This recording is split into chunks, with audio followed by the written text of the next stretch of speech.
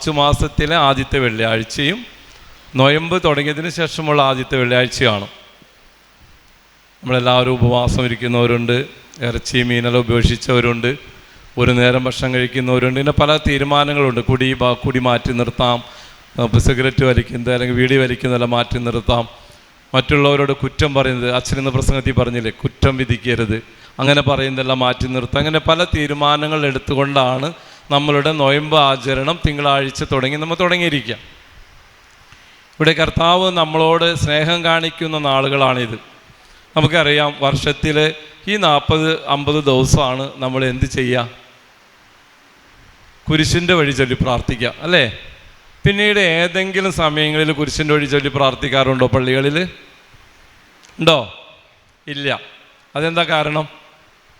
കുരിശിൻ്റെ വഴി ഈ നൊയമ്പ് കാലത്തിന് വേണ്ടി മാത്രം മാറ്റിവെച്ചതാണോ?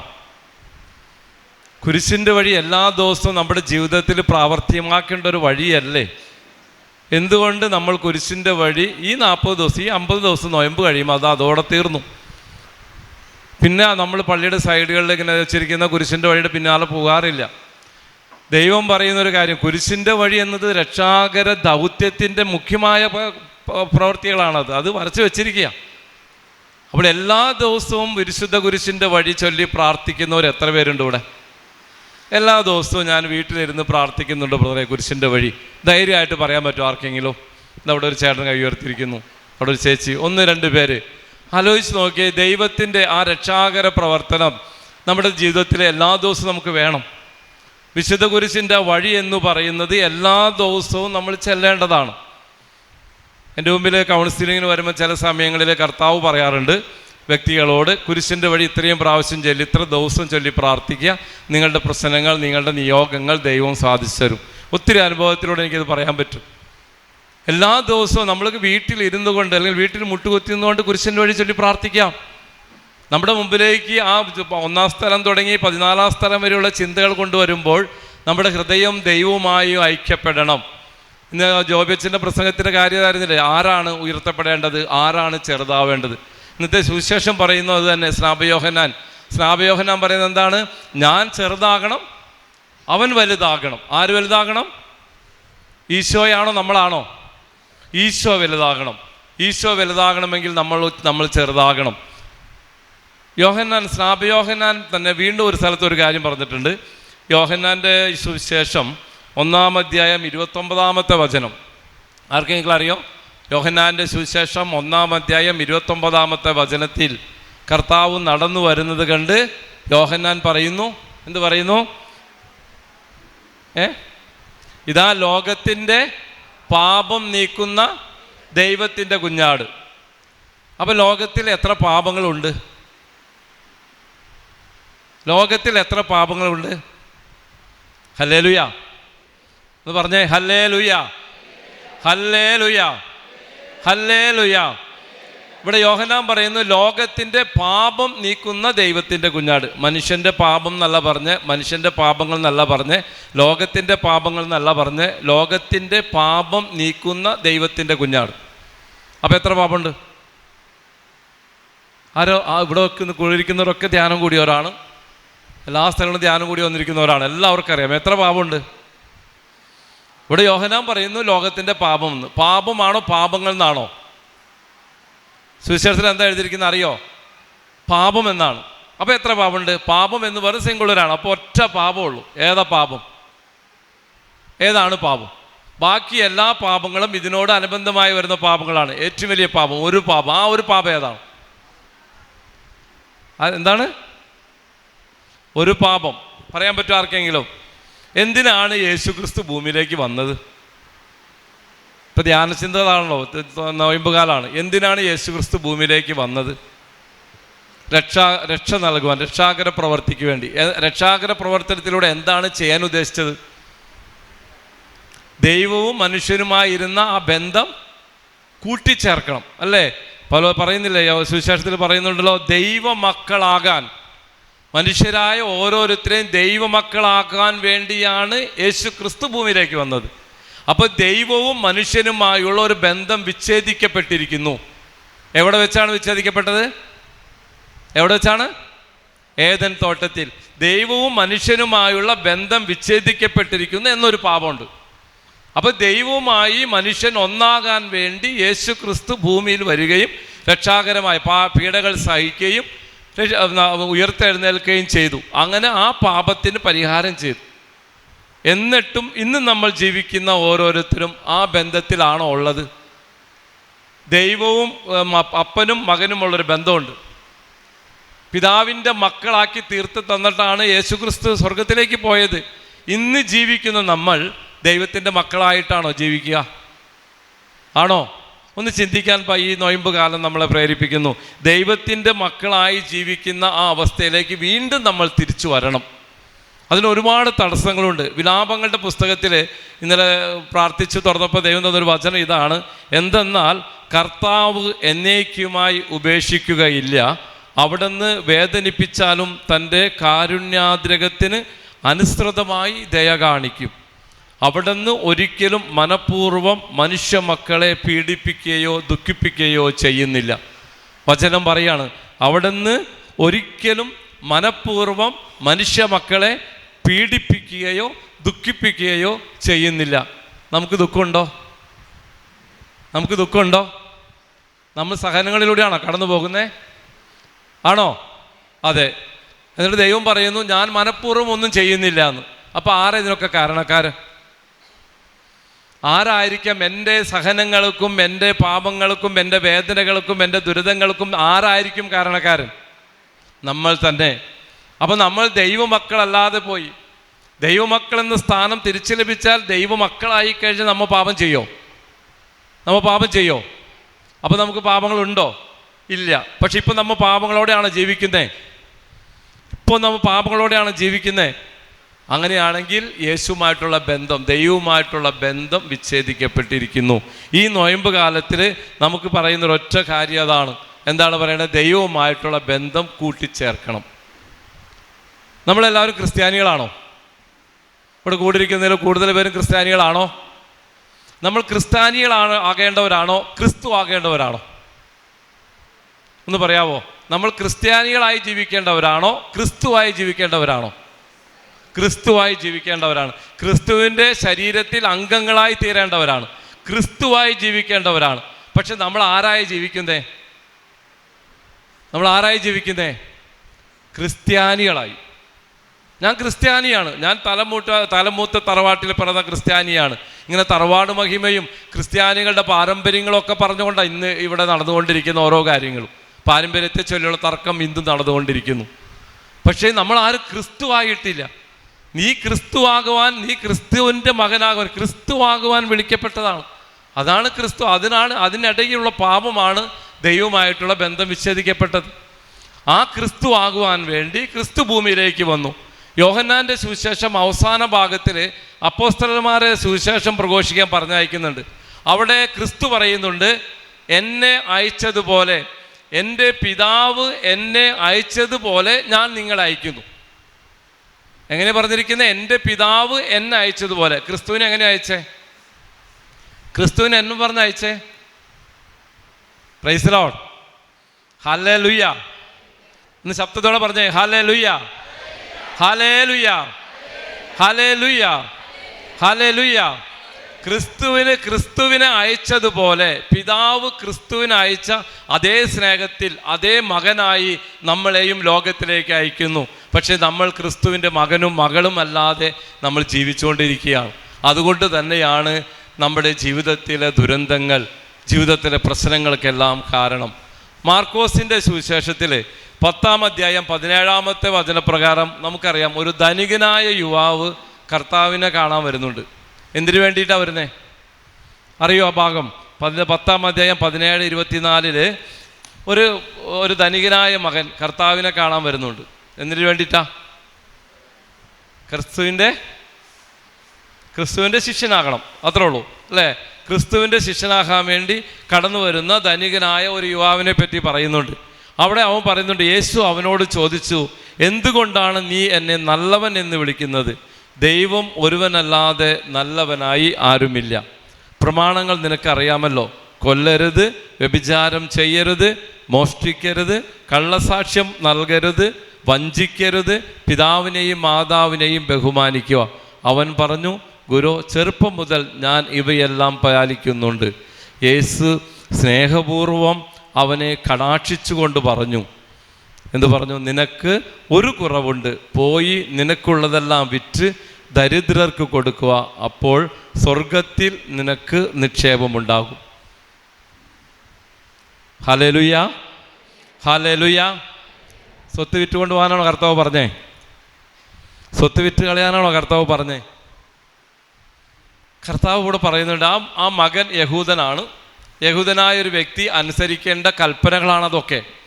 ആ കൽപ്പനകളെല്ലാം അവൻ അനുസരിക്കുന്നുണ്ട്. അത് ദൈവത്തിന് മനസ്സിലായി, ക്രിസ്തുവിന് മനസ്സിലായി. ക്രിസ്തു യേശു പറയുന്നുള്ളൂ, സ്നേഹപൂർവ്വം കടാക്ഷിച്ചുകൊണ്ടാണ് അവനോട് പറയണേ. ഏറ്റവും സ്നേഹത്തോടെ ഒരു നോട്ടമുണ്ട് കർത്താവിൻ്റെ. അങ്ങനെ നോക്കിക്കൊണ്ട് കർത്താവ് പറയുന്നു, നിനക്കൊരു കുറവുണ്ട്, നിനക്കുള്ളതെല്ലാം വിൽക്കുക, ദരിദ്രർക്ക് കൊടുത്തിട്ട് തിരിച്ചു വരിക. ആ ധനികനായ യുവാവ് വിഷമത്തോടെ തിരിച്ചുപോയി എന്നാണ് ബൈബിൾ എഴുതി വച്ചിരിക്കുക. ഇവിടെ അവൻ അനുസരിച്ച കൽപ്പനകൾ ആർക്ക് വേണ്ടിയിട്ട് അവൻ അനുസരിച്ചെന്ന് പറയാവോ? ആർക്ക് വേണ്ടിയിട്ട് അവൻ കൽപ്പനകൾ അനുസരിച്ചേ?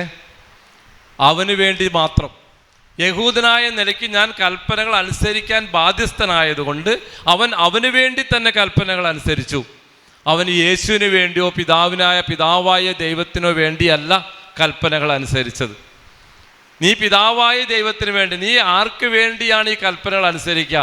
എനിക്ക് വേണ്ടിയാണോ നിനക്ക് വേണ്ടിയാണോ? ഒന്ന് ചിന്തിക്കണം. ഈ നൊയമ്പ് കാലത്തിൽ 10 കൽപ്പനകളൊക്കെ നമ്മൾ കുമ്പസാരിക്കുന്നുണ്ട്. ഞാൻ കുമ്പസാരിച്ച് വീണ്ടും അതേ പാപങ്ങൾ വീണ്ടും പോയി പറയുമ്പോൾ ചിന്തിക്കണം, എനിക്ക് വേണ്ടിയാണോ എൻ്റെ ദൈവത്തിന് വേണ്ടിയാണോ ഞാൻ കൽപ്പനകൾ അനുസരിക്കുക? ഇവിടെ ധനികനായ യുവാവ് സ്വന്തം മറ്റുള്ളവരുടെ മുമ്പിൽ വലുതായി കാണുവാനും മറ്റുള്ളവരുടെ മുമ്പിൽ ഞാൻ വലിയ ഒരു യഹൂദനാണ്, ഏറ്റവും നല്ലൊരു യഹൂദനാണെന്ന് കാണിക്കാൻ വേണ്ടി മാത്രമാണ് നിയമം അനുസരിക്കുക. അത് മാറ്റി വെച്ചിട്ട് നീ എന്നെ സ്നേഹിക്കുന്നുണ്ടെങ്കിൽ നിനക്ക് എൻ്റെ പിന്നാലെ വരാം. ഇതാണ്. എല്ലാം വിട്ടുകളയണം, എല്ലാം കളയണം. ആർക്ക് വേണ്ടി? ക്രിസ്തുവിന് വേണ്ടി, ദൈവത്തിന് വേണ്ടി എല്ലാം വിട്ടുകളയാൻ നമ്മൾ തയ്യാറാകണമെങ്കിൽ ക്രിസ്തു നമ്മളെ പൂർണ്ണമായി സ്വീകരിക്കും. Hallelujah, hallelujah, hallelujah. യേശുവിൻ്റെ ആദ്യത്തെ വചനം, അതായത് നമുക്കറിയാം, നമ്മൾ ജപമാലയിൽ ധ്യാനിക്കുന്നതാണ്. ആദ്യമായി ദൈവം പറയുന്ന വാക്ക് എന്താണെന്നറിയാവോ? തൻ്റെ സുവിശേഷ ജോലി ആരംഭിക്കാൻ സമയത്ത് ആദ്യമായി ഉപയോഗിക്കുന്ന വചനം എന്താണെന്ന് നിങ്ങൾക്ക് ആർക്കെങ്കിലും അറിയോ? ആർക്കെങ്കിലും അറിയോ? ഇല്ല. ഏതെങ്കിലും സുവിശേഷത്തിൽ എഴുതിയിട്ടുണ്ടോ? മാർക്കോസിൻ്റെ സുവിശേഷത്തിൽ 1-ാം അധ്യായത്തിൽ 15-ാമത്തെ ഒരു വചനമുണ്ട്. നമ്മൾ പ്രകാശത്തിൻ്റെ രഹസ്യങ്ങളിൽ 3-ാമത്തെ രഹസ്യം എന്താണ്? ജപമാലയിലെ പ്രകാശത്തിൻ്റെ രഹസ്യങ്ങളിൽ 3-ാമത്തെ രഹസ്യം എന്താണ്? അറിയോ? Hallelujah, hallelujah, hallelujah. Praise the Lord, praise the Lord. എന്താണ് കർത്താവ് പറയുന്നത് അവിടെ? ദൈവരാജ്യം സമീപിച്ചിരിക്കുന്നു, അനുതപിച്ച് സുവിശേഷത്തിൽ വിശ്വസിക്കുക. അവിടെ പറയുന്നു ദൈവരാജ്യം സമീപിച്ചിരിക്കുന്നു. അപ്പോൾ ദൈവരാജ്യം സമീപിച്ചിരിക്കുന്നു എന്ന് പറയുമ്പോൾ അവിടെ വേറെ ഏതെങ്കിലും ഒരു രാജ്യം ഉണ്ടായിരുന്നോ? പിന്നെ എന്തുകൊണ്ടാണ് അപ്പോൾ ദൈവരാജ്യമാണോ അവിടെ ഉണ്ടായിരുന്നെങ്കിൽ കർത്താവിന് ദൈവരാജ്യം സമീപിച്ചിരിക്കുന്നു എന്ന് പറയേണ്ട ആവശ്യം ഉണ്ടായിരുന്നോ? ദൈവരാജ്യം സമീപിച്ചിരിക്കുന്നു. കർത്താവ് പുറത്ത് പറഞ്ഞ ആദ്യമായിട്ട് പറയുന്ന മാർക്കോസിന് സുവിശേഷത്തിൽ ആദ്യത്തെ വചനത ദൈവരാജ്യം സമീപിച്ചിരിക്കുന്നു, മാനസാന്തരപ്പെടുക. അപ്പോൾ അവിടെ വേറെ ഒരു രാജ്യം ഉണ്ടായിരുന്നു എന്ന് തന്നെയാണ് ഇവിടെ സുവിശേഷം പറയാ. ആരുടെ രാജ്യമായിരുന്നു അവിടെ ഉണ്ടായിരുന്നത്? സാത്താൻ്റെ രാജ്യം. CCCയിൽ 550-ാമത്തെ വാക്യത്തിൽ ഇങ്ങനെ പറയുന്നുണ്ട്, ദൈവത്തിൻ്റെ രാജ്യവുമുണ്ട് പിശാചിൻ്റെ രാജ്യവുമുണ്ട് എന്ന് CCCയിൽ പറയുന്നുണ്ട്. അപ്പം പിശാചിൻ്റെ രാജ്യത്തെ മാറ്റി നിർത്തിക്കൊണ്ട് കർത്താവ് പറയുന്നു ദൈവരാജ്യം സമീപിച്ചിരിക്കുന്നു, മാനസാന്തരപ്പെടുക. സുവിശേഷം അറിയിക്കപ്പെടുമ്പോൾ മാനസാന്തര അനുഭവം ഉണ്ടാകുമ്പോൾ നിത്യജീവനിലേക്ക് പ്രവേശിക്കാൻ പറ്റും. അപ്പോൾ ദൈവരാജ്യം ഉണ്ട് എന്ന് പറഞ്ഞുകൊണ്ടാണ് കർത്താവിൻ്റെ സുവിശേഷത്തിൻ്റെ ആരംഭം തന്നെ. അപ്പോൾ അവിടെ ഉണ്ടായിരുന്നത് എന്തായിരുന്നു? അത്രയും നാൾ ദൈവത്തിൻ്റെ രാജ്യമല്ല, പിശാചിൻ്റെ രാജ്യമായിരുന്നു. അതിന് നമുക്ക് മാർക്കോസിൻ്റെ സുവിശേഷത്തിൽ 1-ാം അധ്യായത്തിലും ലൂക്ക, യോഹന്നാൻ, മാത്യു ഇവരെ 3-4 സുവിശേഷങ്ങൾ നമുക്ക് പിശാചിനെ പറ്റി കർത്താവ് എഴുതി വച്ചിട്ടുണ്ട്. അച്ഛൻ പറഞ്ഞില്ല, ദുഷ്ടൻ എന്ന് പറയുന്നത് പിശാചാണ്. ഇന്ന് പിശാചുണ്ടോ? പിശാച് ബാധിക്കാറുണ്ടോ ആരെങ്കിലും? Price the lord, praise the lord. Hallelujah, hallelujah. പിശാച് ആരെങ്കിലും ബാധിക്കാറുണ്ടോ? ഉണ്ടോ? പിശാച് ബാധിതര് ബൈബിളിൽ ഒരുപാട് പേരെ കണ്ടിട്ടുണ്ട്. പിശാച് ബാധിതരായ ഒരുപാട് പേരെ നമ്മൾ ബൈബിളിൽ കർത്താവ് സുഖപ്പെടുത്തുന്നുണ്ട്. ഇന്ന് പിശാച് ഉണ്ടോ? ഇന്ന് പിശാച് ഉണ്ടോ? ഇല്ല, ഉണ്ട്. നമ്മുടെ വീട്ടിലൊക്കെ പിശാചുണ്ടോ? നമ്മുടെ വീട്ടിൽ പിശാചുണ്ടോ? പിശാചിനെ പറ്റി പറയുകയാണെങ്കിൽ 2 വാക്ക്: വഴി തെറ്റിയവൻ, വഴി തെറ്റിക്കുന്നവൻ. പിശാചിൻ്റെ ഒരു എക്സ്പ്രഷൻ അതാണ്. വഴി തെറ്റിയവൻ, വഴി തെറ്റിക്കുന്നവൻ. ഇതാണ് പിശാച്. അപ്പം നമ്മൾ ആരെങ്കിലും വഴി തെറ്റിക്കുന്നുണ്ടെങ്കിൽ അവൻ ആരാണ്? പിശാചാണ്. വഴി തെറ്റിയവൻ്റെ സ്വഭാവമാണ് വഴി തെറ്റിക്കുക എന്നുള്ളത്. പിശാച് ജീവനുള്ളവനാണ്, പിശാച് അരൂപിയാണ്. ആ അരൂപി ഉണ്ടെങ്കിൽ അവനൊരു ശരീരമുണ്ട്. അപ്പോൾ പിശാച് വ്യക്തിയാണ്. അപ്പോൾ കർത്താവ് പറയുന്നു, ദൈവരാജ്യം സമീപിച്ചിരിക്കുന്നു, പിശാചിൻ്റെ രാജ്യം വിട്ട് നിങ്ങൾ പുറത്തു വരിക. പിശാചിൻ്റെ രാജ്യം പുറത്തു വരണമെങ്കിൽ ആര് വേണം? ആര് വേണം? ക്രിസ്തുവിൻ്റെ ഒപ്പം. ക്രിസ്തുവിൻ്റെ ഒപ്പം നമ്മൾ സഞ്ചരിക്കണം. ദൈവം വന്നത് അതിനു വേണ്ടിയല്ലേ? വിശുദ്ധീകരിക്കാൻ വേണ്ടി. മനുഷ്യ മക്കളെ പിശാചിൽ നിന്ന് മാറ്റി വിശുദ്ധീകരിക്കാൻ വേണ്ടിയാണ് ദൈവം കടന്നു വരിക. കാനായിലെ അത്ഭുതത്തെ പറ്റി നമ്മൾക്ക് എല്ലാവർക്കും അറിയാം. കാനായിൽ എന്താണ് അത്ഭുതം ചെയ്തത് കർത്താവ്? കാനായിൽ എന്താണ് അത്ഭുതം ചെയ്തത്? എല്ലാവരും ഒന്ന് ശബ്ദമായിട്ട് പറയേ. വെള്ളം വീഞ്ഞാക്കി. Hallelujah, hallelujah, hallelujah. വെള്ളം വീഞ്ഞാക്കിയ ഒരു അത്ഭുതമാണ് കാനായിൽ. നമുക്ക് എല്ലാവർക്കും അറിയാം. ഈ അത്ഭുതത്തെ പറ്റി എല്ലാ സമയങ്ങളിലും വായിക്കുന്നതാണ്. അവിടെ പരിശുദ്ധ അമ്മ വന്ന് പറയുന്നത് എന്താണ്? ഇവർക്ക് വീഞ്ഞില്ല, അതുകൊണ്ട് വീഞ്ഞ് വേണം. അങ്ങനെയല്ല ഉദ്ദേശിക്കുന്ന മാതാവ്. അവനോട് പറയുന്നു വീഞ്ഞില്ല എന്ന്. അപ്പോൾ വീഞ്ഞ് ഇല്ല എന്ന് പറഞ്ഞപ്പോൾ വീഞ്ഞുകൾ വെച്ചിരുന്ന പാത്രങ്ങളെല്ലാം കാലിയായിട്ടുണ്ടാവില്ലേ? ഉണ്ടാവോ? ഇപ്പം നമ്മുടെ വീട്ടിൽ വെള്ളം കഴിഞ്ഞെന്ന് പറഞ്ഞു കഴിഞ്ഞാൽ വെള്ളം വെച്ച പാത്രം കാലിയായിട്ടുണ്ടാവോ? ഉണ്ടാവില്ലേ? അപ്പോൾ വീഞ്ഞ് വെച്ചിരിക്കുന്ന പാത്രങ്ങൾ കാലിയായിട്ടുണ്ടായിരിക്കണ്ടേ ആ കല്യാണ വീട്ടിൽ? വീഞ്ഞ് സാധാരണ എങ്ങനെ വെക്കുന്ന ബൈബിൾ പറയുന്നത്? തോൽക്കുടങ്ങളിലല്ലേ വീഞ്ഞ് വയ്ക്കുക. അതിൽ ബൈബിൾ പറയുന്നില്ലേ പഴയ തോൽക്കുടങ്ങളെ തുന്നുന്നതിനെ പറ്റിയെല്ലാം കർത്താവ് പറയുന്നുണ്ട്. അപ്പോൾ അവിടെ വീഞ്ഞ് വെച്ച പാത്രങ്ങൾ ഒഴിഞ്ഞിട്ടുണ്ടായിരുന്നു, കാരണം വീഞ്ഞ് കഴിഞ്ഞിരുന്നു. ഇതാണ് സ്റ്റേറ്റ്മെൻറ്റ് മാതാവിൻ്റെ. പക്ഷേ കർത്താവ് അത്ഭുതം ചെയ്തത് എവിടെയാ? കർത്താവ് എവിടെയാണ് വെള്ളത്തെ വീഞ്ഞാക്കുന്നത്? കാനായിൽ. ഏത് പാത്രങ്ങളിലായിരുന്നു കർത്താവ് വെള്ളത്തെ വീഞ്ഞാക്കിയത്? കൽഭരണികളിൽ. എന്ത് കൽഭരണികൾ എന്നാണ് ബൈബിൾ എഴുതി വച്ചിരിക്കുന്നത്? ശുദ്ധീകരണത്തിന് ഉപയോഗിക്കുന്ന കൽഭരണികളിൽ വെള്ളം നിറയ്ക്കാനാണ് പറയുന്നത്. അതെന്തിനാ അങ്ങനെ പറഞ്ഞ കർത്താവ്? കാരണം വീഞ്ഞു കഴിഞ്ഞെന്ന് പറയുമ്പോൾ ഓട്ടോമാറ്റിക്കലി നമുക്കറിയാം വീഞ്ഞ് വെച്ച എല്ലാ പാത്രങ്ങളും കാലിയായി. ആ പാത്രങ്ങളൊക്കെ അവിടെ ഉണ്ട്. എന്നിട്ടും കർത്താവ് പറയുന്നു, എന്ത് പറയുന്നു? കൽഭരണികളിൽ, ശുദ്ധീകരണ സ്ഥലത്തിന് ഉപയോഗിക്കുന്ന കൽഭരണികളിൽ നിങ്ങൾ വെള്ളം നിറയ്ക്കുക. Hallelujah, hallelujah. അവിടെ വെള്ളം, ആ കൽഭരണികൾ ശുദ്ധീകരണ പ്രക്രിയയ്ക്ക് ഉപയോഗിക്കുന്നതാണ്. യഹൂദന്മാരുടെ ശുദ്ധീകരണ തിരുനാളിൽ ഉപയോഗിക്കാൻ വേണ്ടി വെള്ളം നിറയ്ക്കുന്ന കൽഭരണികളിലാണ് കർത്താവ് വെള്ളം നിറച്ച് വെള്ളത്തെ വീഞ്ഞാക്കിയത്. Hallelujah, hallelujah, hallelujah. അപ്പോൾ അത് എന്തിൻ്റെ തുടക്കമായിരുന്നു? കർത്താവിൻ്റെ രക്തം എന്തിനു വേണ്ടിയുള്ളതാണ്? ശുദ്ധീകരിക്കപ്പെടുവാൻ. മനുഷ്യ പാപങ്ങൾ വിശുദ്ധീകരിക്കണമെങ്കിൽ തിരുരക്തം കൊണ്ട് കഴുകപ്പെടണമെന്ന് കർത്താവിന് അറിയാം. അതുകൊണ്ട് തന്നെയാണ് ശുദ്ധീകരണ സ്ഥാനത്തിന് ഉപയോഗിക്കുന്ന കൽഭരണികളിൽ തൻ്റെ ആദ്യത്തെ അത്ഭുതം കർത്താവ് ചെയ്യുക. അവിടുത്തെ വീഞ്ഞിൻ്റെ പാത്രങ്ങളിലല്ല ചെയ്തത്. അപ്പോൾ അത് തന്നെ തുടക്കമാണ്. എൻ്റെ വിളി എന്താണ്? ക്രിസ്തു വന്നത് എന്താണെന്ന് കാനായിലെ കല്യാണത്തിൽ അത്ഭുതത്തിൽ എഴുതി വെച്ചു. ഞാൻ വിശുദ്ധീകരിക്കാൻ വന്നതാണ്. എന്തുകൊണ്ട്? എൻ്റെ രക്തം കൊണ്ട് നിങ്ങളെ വിശുദ്ധീകരിക്കാൻ വേണ്ടിയാണ് ഞാൻ കടന്നു വന്നത്. ദൈവരാജ്യം പ്രസംഗിക്കപ്പെടുമ്പോൾ, ദൈവരാജ്യം സ്വീകരിക്കപ്പെടുമ്പോൾ പിശാചിൻ്റെ രാജ്യം പരിപൂർണമായി നീക്കപ്പെടണം. ഇന്നും പിശാചിൻ്റെ രാജ്യത്തിൽ തന്നെയാണ് നമ്മളായിരിക്കുക. നമുക്കറിയാം. ഇപ്പോൾ ഈ കഴിഞ്ഞ ദിവസങ്ങളിലാണ്ട് ന്യൂസ് കണ്ടായിരുന്നല്ലോ. കുറേ ചെറുപ്പക്കാർ, പിള്ളേർ കൂടെ ഒരു വിദ്യാർത്ഥികൾ എല്ലാവരും കൂടെ ഒരു വിദ്യാർത്ഥിയെ തല്ലിക്കൊന്നു. ഇത് ദൈവകൃപയാണോ പിശാചിൻ്റെ കൃപയാണോ? അപ്പോൾ പിശാച് ഭയങ്കരമായി, പിശാചിൻ്റെ രാജ്യം ഇന്നും ഏറ്റവും അധികമാണ്. അവിടെ നിന്നുകൊണ്ടാണ് ദൈവരാജ്യത്തെ പറ്റി സംസാരിക്കാനും ദൈവരാജ്യത്തിലേക്ക് നമ്മൾ കടന്നു വരാനും ചെയ്യേണ്ടത്. Hallelujah, hallelujah, hallelujah. എല്ലാവരും ഒന്ന് എഴുന്നേറ്റ് നിൽക്കാവോ? അവർക്ക് ഉറക്കം വരുന്നുണ്ട് തോന്നുന്നു.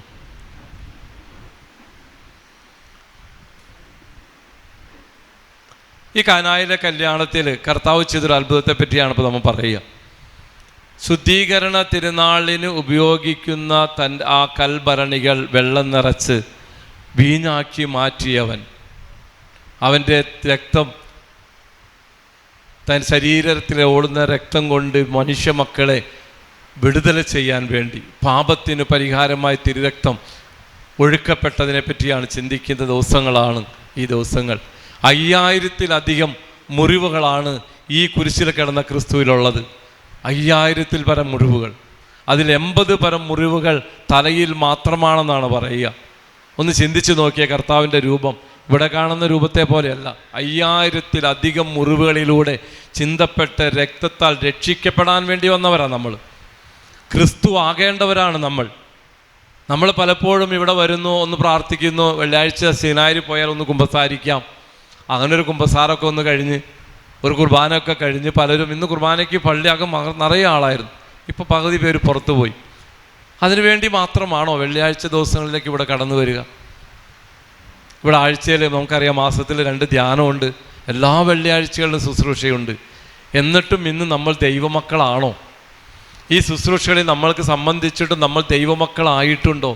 ഒന്ന് ചിന്തിക്കണേ. കർത്താവിന് നമ്മുടെ മുമ്പിലേക്ക് ഒന്ന് കൊണ്ടുവരണേ. നമുക്കറിയാം പണ്ട് ഡിവൈൻ ധ്യാന സെൻറ്ററിൽ ഒരു പടം വരച്ച് വെച്ചിട്ടുണ്ട്. ഇപ്പോൾ ആ പടമൊന്നും കാണാനില്ല പല സ്ഥലങ്ങളിലും. കർത്താവിൻ്റെ മുഖം മാത്രം ഇങ്ങനെ രക്തത്തുള്ളികളോട് വീണ് കിടക്കുന്നൊരു മുഖം കണ്ടിട്ടുണ്ടാവും പലരുടെ വീടുകളിൽ ഉണ്ടായിരിക്കാം. ഒന്ന് ചിന്തിച്ച് നോക്കിയേ. 80 മുറിവുകൾ തലയിൽ മാത്രമാണെങ്കിൽ അതല്ലാതെ മുൾമുടി വെച്ച മുറിവുകൾ, രക്തം ഒഴുകി പോകുന്ന 5000-ത്തിലധികം മുറിവുകളാണ് കർത്താവിൻ്റെ ശരീരം മുഴുക്കനും ഉണ്ടായിരുന്നത്. എന്തിനു വേണ്ടിയായിരുന്നു അറിയാവോ? ദൈവരാജ്യം കൊണ്ടുവന്ന് ദൈവരാജ്യം ഭൂമിയിൽ സ്ഥാപിക്കാൻ, ദൈവത്തിൻ്റെ രാജ്യം ഭൂമിയിൽ സ്ഥാപിക്കാൻ വേണ്ടിയാണ് ദൈവം ആ രക്തം മുഴുക്കനും അവസാന തുള്ളി രക്തം വരെ ഒഴുക്കുന്നത്. എന്നിട്ടും നമ്മുടെ പ്രശ്നങ്ങൾ തീരുന്നില്ല. മനസ്സിലേക്ക് ആ രൂപം ഒന്ന് കൊണ്ടുവരണേ. Hallelujah, hallelujah. എല്ലാവരും ശബ്ദമുയർത്തി hallelujah, hallelujah. Price the Lord. ഇരിക്കാം.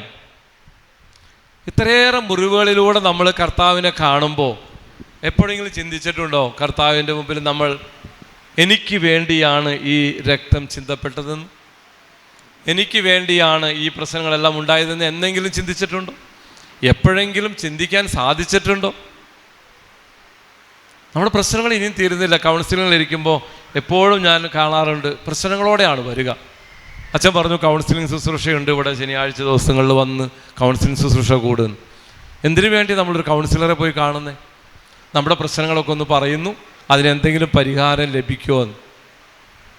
പല പ്രശ്നങ്ങൾക്കും കാരണം നമുക്ക് അറിഞ്ഞുകൂടാ. നമ്മളെല്ലാ ദിവസവും കുർബാനയ്ക്ക് പോകുന്നുണ്ട്, എല്ലാ ദിവസവും വിശുദ്ധ കുർബാന സ്വീകരിക്കുന്നുണ്ട്, ജപമാല ചൊല്ലി പ്രാർത്ഥിക്കുന്നുണ്ട്, ചിലരെല്ലാം കുരിശിൻ്റെ വഴി ചൊല്ലി പ്രാർത്ഥിക്കുന്നുണ്ട്, കരുണക്കൊന്ത ചൊല്ലി പ്രാർത്ഥിക്കുന്നുണ്ട്, വിശ്വാസ പ്രമാണം ചൊല്ലി പ്രാർത്ഥിക്കുന്നുണ്ട്, എത്രയും ദേവമാതാവ് 33 പ്രാവശ്യം ചൊല്ലി പ്രാർത്ഥിക്കുന്നുണ്ട്. ഇതെല്ലാം ചെയ്തിട്ടും എല്ലാ കാര്യങ്ങളും കൃത്യമായിട്ടും എന്തുകൊണ്ട് നമ്മുടെ പ്രശ്നങ്ങൾ തീരുന്നില്ല? എന്തുകൊണ്ട് നമുക്ക് ദൈവത്തിൻ്റെ ക്രിസ്തുവാകാൻ സാധിക്കുന്നില്ല? എന്തുകൊണ്ട് നമ്മുടെ ഭൗതികമായ പ്രശ്നങ്ങൾ തീരുന്നില്ല? ആത്മീയമായ ക്രിസ്തുവിൽ ഐക്യപ്പെടാൻ സാധിക്കുന്നില്ല? ഒന്ന് ചിന്തിച്ച് നോക്കാൻ വേണ്ടി കൂടിയാണ് ഈ 40 നാൾ 50 ദിവസത്തിൻ്റെ നൊയമ്പ്. ഓരോ ദിവസം ചിന്തിക്കണം, എൻ്റെ കുറവെന്താണ്? ഞാൻ പള്ളിയിൽ പോകുന്നുണ്ട്, കുർബാന സ്വീകരിക്കുന്നുണ്ട്, എല്ലാം ചെയ്യുന്നുണ്ടല്ലോ കർത്താവേ, എന്നിട്ടും എൻ്റെ മകനോ മകൾക്കോ ജോലി കിട്ടുന്നില്ല, എൻ്റെ മകന് അല്ലെങ്കിൽ മകൾക്ക് വിവാഹം നടക്കുന്നില്ല, മക്കളുണ്ടാകുന്നില്ല, സാമ്പത്തിക ബുദ്ധിമുട്ടുകൾ, ബാങ്കിൽ നിന്ന് ജപ്തി നോട്ടീസ്, കടബാധ്യതകൾ. ഇപ്പോൾ മാർച്ച് മാസമാണ്, ഇഷ്ടം പോലെ ജപ്തി നോട്ടീസ് അയക്കുന്ന സമയം ബാങ്കുകാരെല്ലാം. വേദനകളിലൂടെയാണ് നമ്മൾ കടന്നു പോകുക. മനുഷ്യൻ്റെ ജീവിതം മുഴുവനും വേദനയാണ് കാരണം ഞാൻ കൗൺസിലിരിക്കുമ്പോൾ എനിക്കറിയാം വന്നു കാണുന്ന വ്യക്തികളെല്ലാം പറയുന്നത് ഇങ്ങനത്തെ അനുഭവങ്ങളാണ്. കർത്താവ് ഭൂമിയിൽ വന്ന് രക്ഷാകര പ്രവൃത്തിയിലൂടെ രക്ഷ തന്നിട്ടും കൂടെ ദൈവമക്കളാകാൻ ആദത്തിൻ്റെയും ഹവ്വയുടെയും പാപം, ദൈവമക്കളായിരുന്ന അവർ പാപം ചെയ്ത് ദൈവമക്കളല്ലാത്തൊരവസ്ഥയിലേക്ക് കടന്നു വന്നപ്പോൾ വീണ്ടും ആ ഏദൻ തോട്ടത്തിലേക്ക് കടന്നു വരാൻ വേണ്ടി ക്രിസ്തു ബലിയായി. നമുക്കറിയാം ഏദൻ തോട്ടത്തിൽ പാപം ചെയ്തതിന് ശേഷം ആദവും ഹവയും അവിടെ ഇരിക്കുന്നു. കർത്താവ് വൈകുന്നേരം കാണാൻ വരുന്നുണ്ട്. അല്ലേ? ഉൽപ്പത്തിയുടെ പുസ്തകത്തിൽ 3-ാം അധ്യായത്തിൽ അതിനെപ്പറ്റി എഴുതിയിട്ടുണ്ട്. ആദത്തിനെ വിളിച്ചു. ആദം എന്തു പറഞ്ഞു? ആദം നീ എവിടെയാണെന്ന് ചോദിച്ചപ്പോൾ ആദം എന്ത് പറഞ്ഞു? ഓർമ്മയുണ്ടോ ആർക്കെങ്കിലും? കർത്താവേ, ഞാൻ നഗ്നനാണ്, അതുകൊണ്ട് ഞാനിവിടെ മറഞ്ഞിരിക്കുകയാണ്. നിന്നോട് ആര് പറഞ്ഞു നീ നഗ്നനാണെന്ന്? അടുത്ത ചോദ്യം കർത്താവിൻ്റെ അതാണ്. നിന്നോട് ആര് പറഞ്ഞു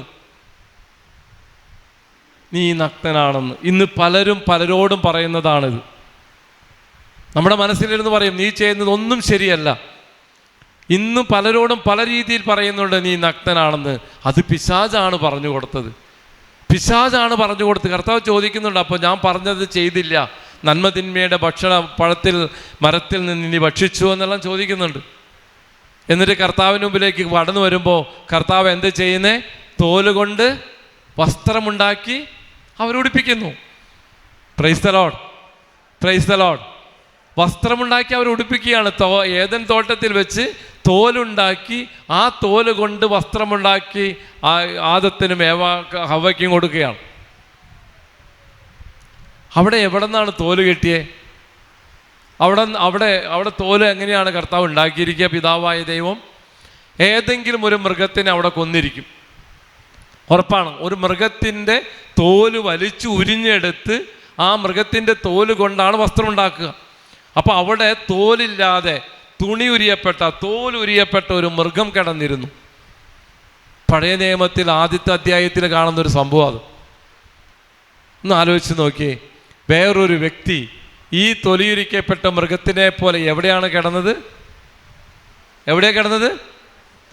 അൾത്താരയിൽ, വിശുദ്ധ കുരിശിൽ, കൽവാരി മലയിൽ കുരിശിന്മേൽ കിടന്ന ക്രിസ്തുവിന് തുണിയുണ്ടായിരുന്നില്ല. അവൻ നഗ്നനായിരുന്നു. ആർക്ക് വേണ്ടിയാണ് ഈ നഗ്നത അനുഭവിച്ചത്? അവൻ നഗ്നനായിരുന്നു. തോലുരിഞ്ഞ മൃഗത്തിൻ്റെ അതേ അവസ്ഥയിൽ തുണിയില്ലാതെ വിശുദ്ധ കുരിശിൽ കിടന്ന് രക്തവും മാംസവും ചിന്തിയാണ് നമ്മളെ രക്ഷിച്ചത്. ആ രക്തവും മാംസവും പരിശുദ്ധ ബലിയിലേക്ക് കൊണ്ടുവരുമ്പോൾ കുർബാന സ്വീകരണം എങ്ങനെയാണെന്ന് ചിന്തിക്കണേ. നമ്മുടെ കുടുംബങ്ങളിൽ നടക്കുന്ന പല പ്രശ്നങ്ങൾക്കും കാരണം പരിശുദ്ധ കുർബാന യോഗ്യതയോടെ സ്വീകരിക്കാത്തത് തന്നെയാണ്. Hallelujah, hallelujah, hallelujah. പരിശുദ്ധ കുർബാന യോഗ്യതയോടെ സ്വീകരിക്കുന്ന വ്യക്തികളെ പറ്റിയും സ്വീകരിക്കാത്തവരെ പറ്റിയും പൗലോസ് പറയുന്നുണ്ട്. നിങ്ങളുടെ കുടുംബങ്ങളിൽ, കൊരിന്തോസ്കാർക്ക് എഴുതിയ ലേഖനത്തിൻ്റെ 10-ാം അധ്യായത്തിൽ എഴുതിയിരിക്കുന്നു, നിങ്ങളുടെ കുടുംബങ്ങളിൽ മരണം സംഭവിക്കുന്നുണ്ടെങ്കിൽ, നിങ്ങളുടെ കുടുംബങ്ങളിൽ രോഗങ്ങൾ സംഭവിക്കുന്നുണ്ടെങ്കിൽ, നിങ്ങളുടെ കുടുംബങ്ങളിൽ ദുരന്തങ്ങൾ സംഭവിക്കുന്നുണ്ടെങ്കിൽ വിശുദ്ധിയോടെ നിങ്ങൾ വിശുദ്ധ കുർബാന സ്വീകരിക്കുന്നില്ല. ഈ മനുഷ്യൻ ഇവിടെ കിടന്ന് പിടഞ്ഞു മരിച്ചത് ആദത്തിന് വേണ്ടി ദൈവം തോലുരിഞ്ഞെടുത്ത ഒരു മൃഗത്തിൻ്റെ സാദൃശ്യമായിരുന്നു. അതാണ് യോഹന്നാൻ പറഞ്ഞ ലോകത്തിൻ്റെ പാപം നീക്കുന്ന ദൈവത്തിൻ്റെ കുഞ്ഞാടിൻ്റെ തോലുരിഞ്ഞ് ആ രക്തവും മാംസവും നമുക്ക് വേണ്ടി ചിന്തപ്പെടുമ്പോൾ അത് ഏറ്റവും വിശുദ്ധിയോടെ സ്വീകരിക്കാൻ ശ്രമിക്കാതെ പോവുകയാണ് നമ്മൾ. മറ്റുള്ളവർ കാണാൻ വേണ്ടി, മറ്റുള്ളവർക്ക് വേണ്ടിയും കുർബാന സ്വീകരിക്കുന്നവരുണ്ട്. നമ്മുടെ പരിശുദ്ധ കുർബാന സ്വീകരണത്തെപ്പറ്റി ഈ നോയമ്പ് കാലത്തിലൊന്ന് ചിന്തിക്കണേ. നല്ല കുമ്പസാരം ചെയ്യാൻ പറ്റിയില്ലെങ്കിൽ ദയവ് ചെയ്ത് വിശുദ്ധ കുർബാന സ്വീകരിക്കാതിരിക്കുക. നിങ്ങളുടെ കുടുംബങ്ങളിൽ ദുരന്തങ്ങൾ നടക്കുന്നതിൻ്റെ ഒരു കാരണം പൗലോസ് പറയുന്നു, വിശുദ്ധിയോടെ പരിശുദ്ധ കുർബാന സ്വീകരിക്കാത്തതാണ്. Hallelujah, hallelujah, hallelujah. നിങ്ങളെല്ലാവരും ഈ ബൈബിൾ വായിച്ചു കഴിഞ്ഞവരായിരിക്കാം. അച്ഛന്മാരുടെ കൂടെ ചേർന്ന് ഗ്രൂപ്പുകളിലൊക്കെ ചേർന്ന് ബൈബിൾ വായിച്ചവരാണ്. എല്ലാവരും ബൈബിൾ വായിച്ചു കഴിഞ്ഞായിരുന്നോ? ഇല്ല, കുറേ പേരൊക്കെ വായിച്ചിട്ടുണ്ടാവും. ബൈബിളിൽ പിശാചിനെ പറ്റി പറയാത്ത 2 സ്ഥലങ്ങളുണ്ട്. ബൈബിൾ പഴയ നിയമം തുടങ്ങി പുതിയ നിയമത്തിൽ, ഉൽപ്പത്തി തുടങ്ങി വെളിപാടിൻ്റെ അവസാനത്തെ അധ്യായം വരെയുമുള്ളതിൽ പിശാചിനെ പറ്റി പറയാത്ത ഏതെങ്കിലും ഭാഗമുണ്ടോ?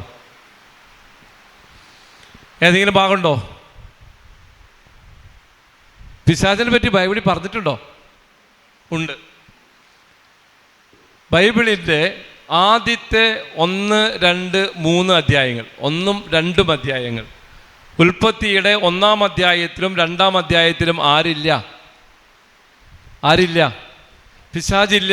വായിച്ചൊരു ശ്രദ്ധിക്കണേ. ആദ്യത്തെ 1-ാം അധ്യായത്തിലും 2-ാം അധ്യായത്തിലും പിശാചില്ല. ദൈവത്തിൻ്റെ സൃഷ്ടിയെ പറ്റിയാണ്, മനുഷ്യൻ്റെ സൃഷ്ടിയെ പറ്റിയാണ് പറയുക. 3-ാം അധ്യായത്തിൽ ആദ്യത്തെ വചനം തന്നെ പാമ്പ് കടന്നു വരുന്നതായിട്ട് എഴുതി വച്ചിട്ടുണ്ട്. ശരിയാണോ? അപ്പോൾ 3-ാമത്തെ അധ്യായത്തിൽ തുടങ്ങുന്ന പാമ്പ് പിശാച് എവിടെയാണ് അവസാനിക്കുന്നത്? എവിടെയാണ് അവസാനിക്കുന്നത്? പിശാചിനെ പറ്റി അറിഞ്ഞാലേ കർത്താവിനെ പറ്റി അറിയുള്ളൂ. പഞ്ചസാര മധുരയ്ക്കണമെങ്കിൽ കയ്പിനെ പറ്റി അറിയണ്ടേ? കയ്പ് അറിയാത്തവർക്ക് പഞ്ചസാര മധുരമായിരിക്കുമോ? ആയിരിക്കില്ല. പിശാചിനെ പറ്റി അറിയണമെന്ന് ഞാൻ പറയാം എപ്പോഴും. പിശാചിനെ പറ്റി അറിഞ്ഞാൽ, അവൻ്റെ പ്രവർത്തികളെ പറ്റി അറിഞ്ഞാൽ മാത്രം ദൈവത്തിൻ്റെ ശക്തി എന്താണെന്ന് നമുക്ക് അറിയാൻ പറ്റുള്ളൂ.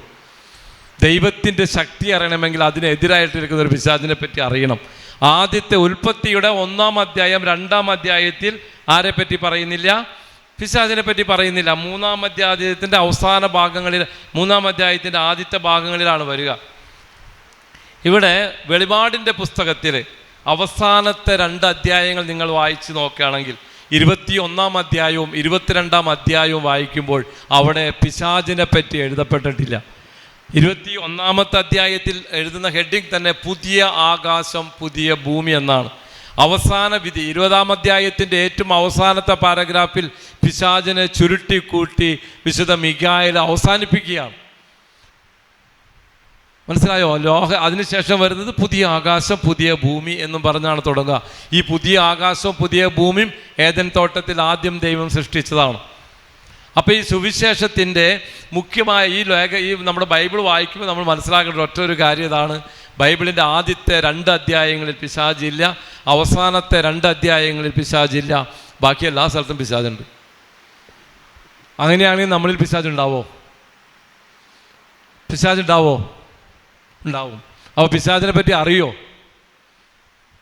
പിശാച് 2 തലയും 2 കൊമ്പും 1 തലയും 1 വാലൊക്കെയുള്ള ഒരു കറുത്ത രൂപമാണോ? ഒരു കറുത്ത രൂപമാണോ പിശാച്? അല്ലേ? അപ്പം അതിൽ പറഞ്ഞല്ലേ നമ്മളെല്ലാവരും പേടിപ്പിക്കാറ്. 2 കൊമ്പും 1 കറുത്ത തലയും 1 കറുത്ത രൂപമുള്ള 1 വാലൊക്കെ വെച്ച ഒരു പിശാചിനെയാണ് പണ്ട് ഞാൻ കണ്ടിട്ടുണ്ട് അങ്ങനത്തെ ഒരു പടം വീട്ടിൽ. നരകത്തെ പറ്റി കാണിക്കുമ്പോൾ നമ്മൾ വരച്ചു വയ്ക്കാറുള്ളൊരു ഒരു പടം അത്. ഇന്ന് പിശാച് അതൊന്നല്ല. ഇന്ന് പിശാച് ഏത് വഴിക്കാണ് പറഞ്ഞാൽ നമുക്കറിയാം. ഏത് രൂപത്തിലും ഏത് ഭാവത്തിലും പിശാച് കടന്നു വരും. പിശാചിലൂടെയാണ് നമ്മൾ ഇന്ന് ജീവിക്കുന്ന ലോകം. പിശാചിൻ്റെ അടിമത്തത്തിലാണ്. ഇവിടെ നിന്നുകൊണ്ടാണ് നമ്മൾ പോരാടേണ്ടത്. ആരോടൊപ്പം ചേർന്നാണ്? ദൈവത്തിൻ്റെ ഒപ്പം, ക്രിസ്തുവിൻ്റെ കുരിശിനോട് ചേർന്ന്. ക്രിസ്തുവിൻ്റെ രക്തത്തിൻ്റെ അഭിഷേകം നമുക്കുണ്ടാവണം. നമ്മൾ പല ധ്യാനത്തിൻ്റെ പേരുള്ള തിരുരക്ത അഭിഷേക ധ്യാനം. ക്രിസ്തുവിൻ്റെ രക്തം നമ്മളിൽ തളിക്കപ്പെടുകയും പരിശുദ്ധാത്മാവിൻ്റെ അഭിഷേകം നമ്മളിൽ നിറയുകയും ചെയ്യുമ്പോൾ ഏത് പ്രശ്നത്തിൽ നമുക്ക് വിടുതലയാകാൻ സാധിക്കും. Hallelujah, hallelujah, hallelujah, hallelujah, hallelujah. നമുക്കറിയാം, ഞാൻ പറഞ്ഞു ആദ്യം നമ്മുടെ കുടുംബങ്ങളിലെ പ്രശ്നങ്ങൾ തീരാത്തതിൻ്റെ ആദ്യത്തെ കാരണം പരിശുദ്ധ കുർബാനയുടെ സ്വീകരണത്തിൽ വരുന്ന കുറവ്. നമ്മൾ കൃത്യമായി കുമ്പസാരിക്കുന്നവരാണ്. കൃത്യം എണ്ണവും പാപവും എല്ലാം പറഞ്ഞ് കുമ്പസാരിച്ചിട്ട് വിശുദ്ധ കുർബാന സ്വീകരിക്കണം. പാപം നമ്മൾ തോന്നുന്നുവെങ്കിൽ കർത്താവിനെ ദയവ് ചെയ്ത് സ്വീകരിക്കരുത്. അപ്പോൾ കുടുംബങ്ങളിലെ പ്രശ്നങ്ങൾക്ക് ചില പ്രശ്നങ്ങളെല്ലാം മാറാൻ സാധ്യതയുണ്ട്. വീണ്ടും ചില പ്രശ്നം നമുക്കറിയാം. പിശാചിൻ്റെ ഉപദ്രവം പല വിധത്തിലാണ് വീടുകളിലെ കുടുംബങ്ങളിലെ മക്കളിൽ സംഭവിക്കുക. ഒരു കുടുംബത്തിൽ ഒരു പ്രശ്നമുണ്ടെന്ന് തോന്നുകയാണെങ്കിൽ, ഒരു കുടുംബത്തിൽ ഒരു പ്രശ്നം പറഞ്ഞു വരുമ്പോൾ അതിൽ 4 കാരണങ്ങൾ ഉണ്ടായിരിക്കും. 4 കാരണങ്ങൾ കാണാറുണ്ട്. സാധാരണ രീതിയിൽ കൗൺസിലിങ്ങിലുള്ള ശുശ്രൂഷയിൽ കർത്താവ് വെളിപ്പെടുത്തി തന്നൊരു 4 കാരണങ്ങളാണ്. ഒരു കുടുംബത്തിൽ ഒരു പ്രശ്നമുണ്ടെങ്കിൽ അതിൻ്റെ ആത്യന്തികമായ ഒരു 4 കാര്യങ്ങൾ കർത്താവ് പറയുന്നു. ഒന്നാമത്തെ കാര്യം എന്താണെന്നറിയുമോ? നമ്മളുടെ തന്നെ പാപങ്ങൾ. എൻ്റെ തന്നെ പാപം എൻ്റെ കുടുംബത്തിൽ പ്രശ്നത്തിന് ഒരു കാരണമാണ്. രണ്ടാമത്തെ കാര്യം എന്ന് പറയുന്നത് നമ്മൾ താമസിക്കുന്ന സ്ഥലം അത് ദൈവികമാണോ അത് പൈശാചികമാണോ എന്ന് ചിന്തിക്കേണ്ടതുണ്ട്. നമ്മൾ താമസിക്കുന്ന സ്ഥലത്തിൻ്റെ സ്വാധീനങ്ങൾ നമ്മുടെ കുടുംബങ്ങളിൽ പ്രശ്നങ്ങൾ ഉണ്ടാക്കാറുണ്ട്. മൂന്നാമത് പൂർവ്വപിതാക്കന്മാർ, മരിച്ചുപോയ പിതാക്കന്മാരുടെ പാപത്തിൻ്റെ ബന്ധനങ്ങൾ നമ്മുടെ കുടുംബങ്ങളിൽ പ്രശ്നങ്ങൾ ഉണ്ടാക്കാറുണ്ട്.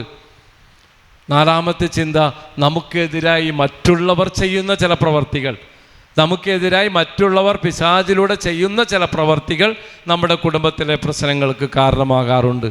പ്രാർത്ഥിക്കുമ്പോൾ, പ്രാർത്ഥന കൗൺസിലിങ്ങിലെല്ലാം പ്രാർത്ഥിക്കുമ്പോൾ കർത്താവ് തന്ന ഒരു ചിന്തയാണ്, ഈ 4 കാരണങ്ങൾ ഒരു കുടുംബത്തിലെ പ്രശ്നങ്ങൾക്ക് കാരണമായിരിക്കാം. നിങ്ങൾ നിങ്ങളുടെ പ്രശ്നങ്ങളിലേക്ക് കടന്നു വരുമ്പോൾ ഇതിലേതെങ്കിലും ഒരു ഭാഗത്ത് പ്രശ്നം ആരംഭിച്ചിരിക്കും. നമുക്കറിയാം പ്രശ്നങ്ങളുടെ ആരംഭത്തിൻ്റെ ഒരു കാര്യം അത്. എങ്ങനെ പ്രശ്നം ആരംഭിക്കും? 4 ഭാഗങ്ങളുണ്ട്. 4 കാര്യങ്ങളാണ് കർത്താവ് പറയുക. ഒന്ന് തന്നെ നമുക്കറിയാം, നമുക്ക് പറയാം നമ്മുടെ തന്നെ പാപങ്ങൾ. എൻ്റെ പാപങ്ങൾ എൻ്റെ കുടുംബത്തിലെ പ്രശ്നങ്ങൾക്ക് ഒരു കാരണമായിരിക്കാം.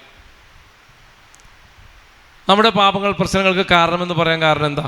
നമ്മുടെ തന്നെ പാപങ്ങൾ, നമ്മുടെ തന്നെ പാപങ്ങളാണ് പലപ്പോഴും. തളർവാദ രോഗിയെ പറ്റി ബൈബിളിൽ നമുക്കറിയാം. മാർക്കോസിൻ്റെ സുവിശേഷം 2-ാം അധ്യായത്തിൽ 7 മുതൽ 8 വരെ ഭാഗങ്ങളിൽ നമുക്കറിയാം, നസ്രത്തിലേക്ക് കർത്താവ് കടന്നു ചെന്നപ്പോൾ, വീട്ടിലായിരുന്നപ്പോൾ ഓട് പൊളിച്ച് ഒരു തളർവാദ രോഗിയെ കർത്താവിൻ്റെ മുമ്പിലേക്ക് കൊണ്ടുവരുന്നുണ്ട്. കർത്താവ് ആ തളർവാദ രോഗിയോട് എന്താ പറയുന്നേ? നിൻ്റെ പാപങ്ങൾ ക്ഷമിക്കപ്പെട്ടിരിക്കുന്നു, കിടക്കയും എടുത്ത് എഴുന്നേറ്റ് നടക്കുക. അപ്പോൾ നിൻ്റെ പാപങ്ങൾ ക്ഷമിക്കപ്പെട്ടിരിക്കുന്നു എന്ന് പറഞ്ഞതിന് ശേഷം കർത്താവ് പറഞ്ഞു, കിടക്കയും എടുത്ത് എഴുന്നേറ്റ് നടക്കുക. നമുക്കറിയാം, ഇന്ത്യയുടെ ഒരു എക്സോറിസ്റ്റ് ഫാദർ ഒരാളുണ്ടായിരുന്നു. പിശാചിനൊക്കെ ഉന്മൂല ബാധകളൊക്കെ ഒഴിക്കുന്ന ഒരു വൈദികനുണ്ടായിരുന്നു, ഫാദർ റൂഫസ്. ബോംബെ രൂപതയുടെ ഒരു അച്ഛനായിരുന്നു. അച്ഛൻ മരിച്ചു. ആ അച്ഛനായിരുന്നു ഇന്ത്യയിൽ ഔദ്യോഗികമായി എക്സോറിസം ചെയ്തുകൊണ്ടിരുന്ന ഒരു അച്ഛൻ.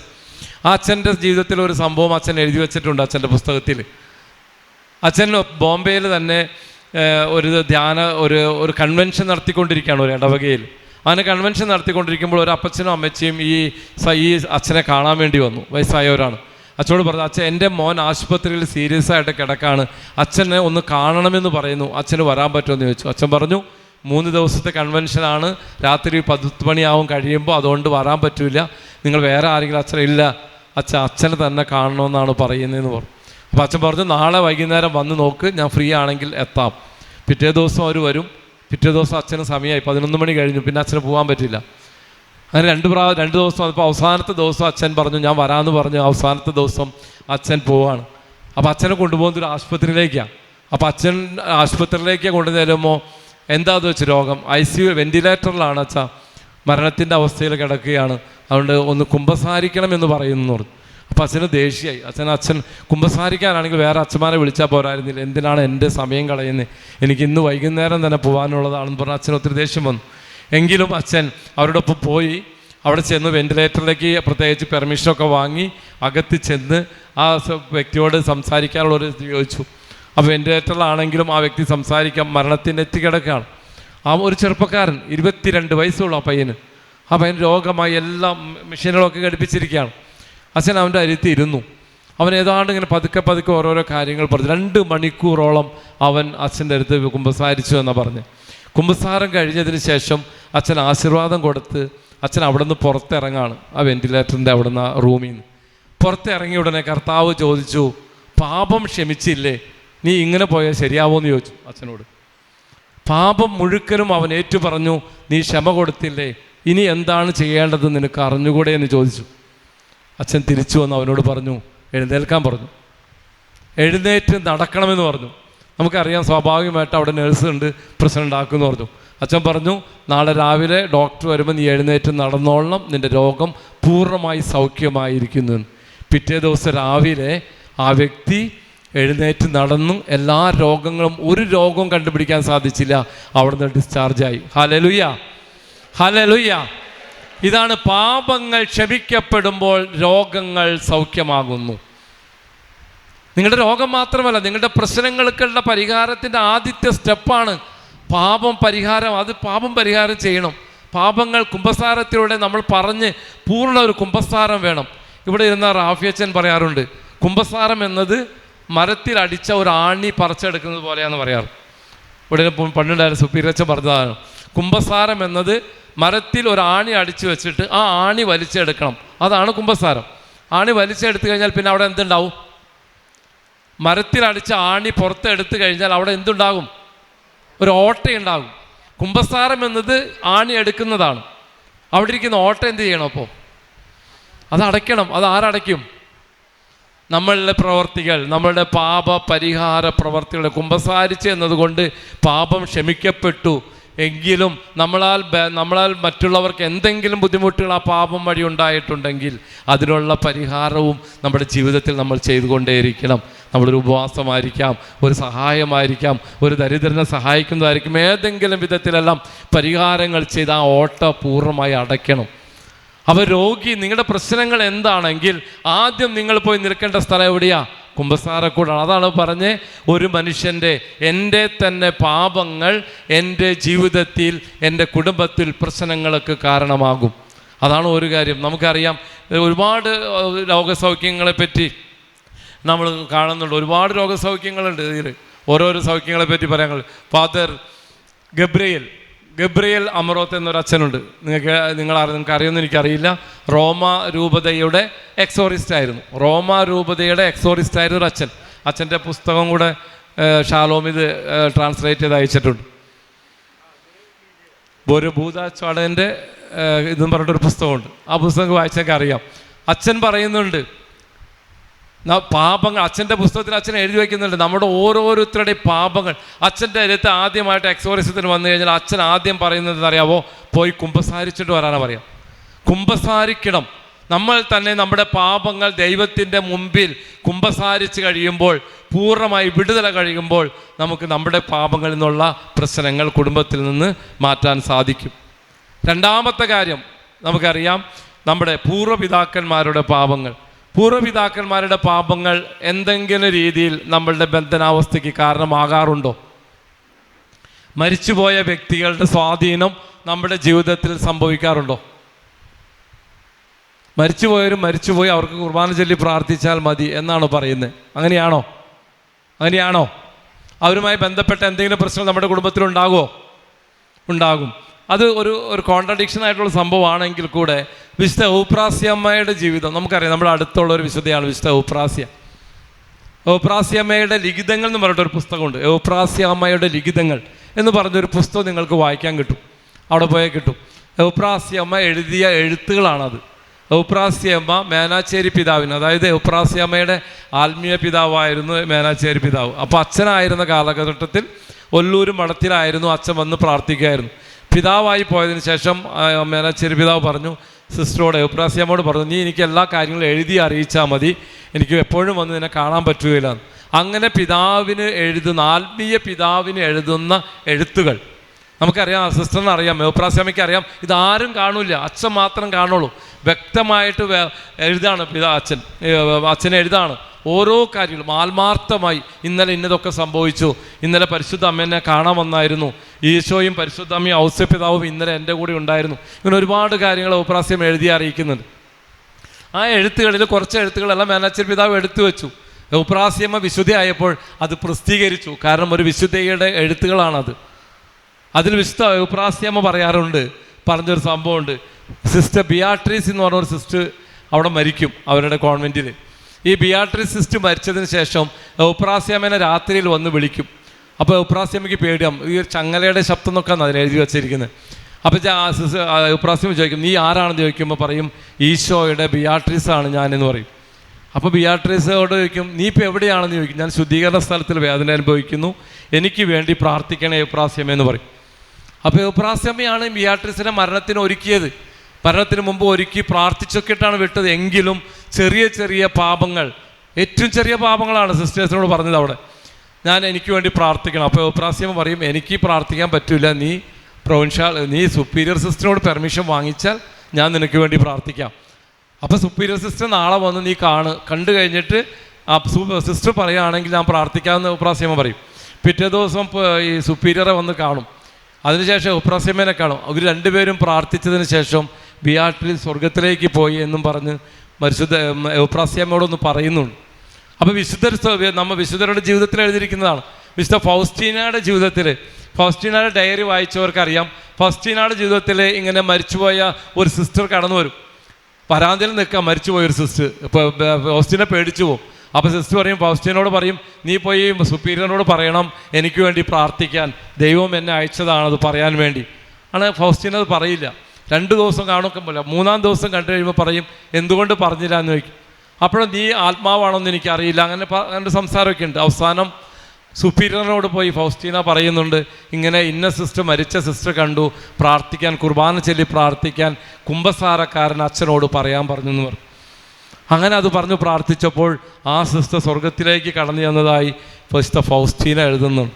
അപ്പോൾ മരിച്ചുപോയ ആത്മാക്കൾക്ക് വേണ്ടി പ്രാർത്ഥിക്കുക എന്നുള്ളത് ആവശ്യമാണ്.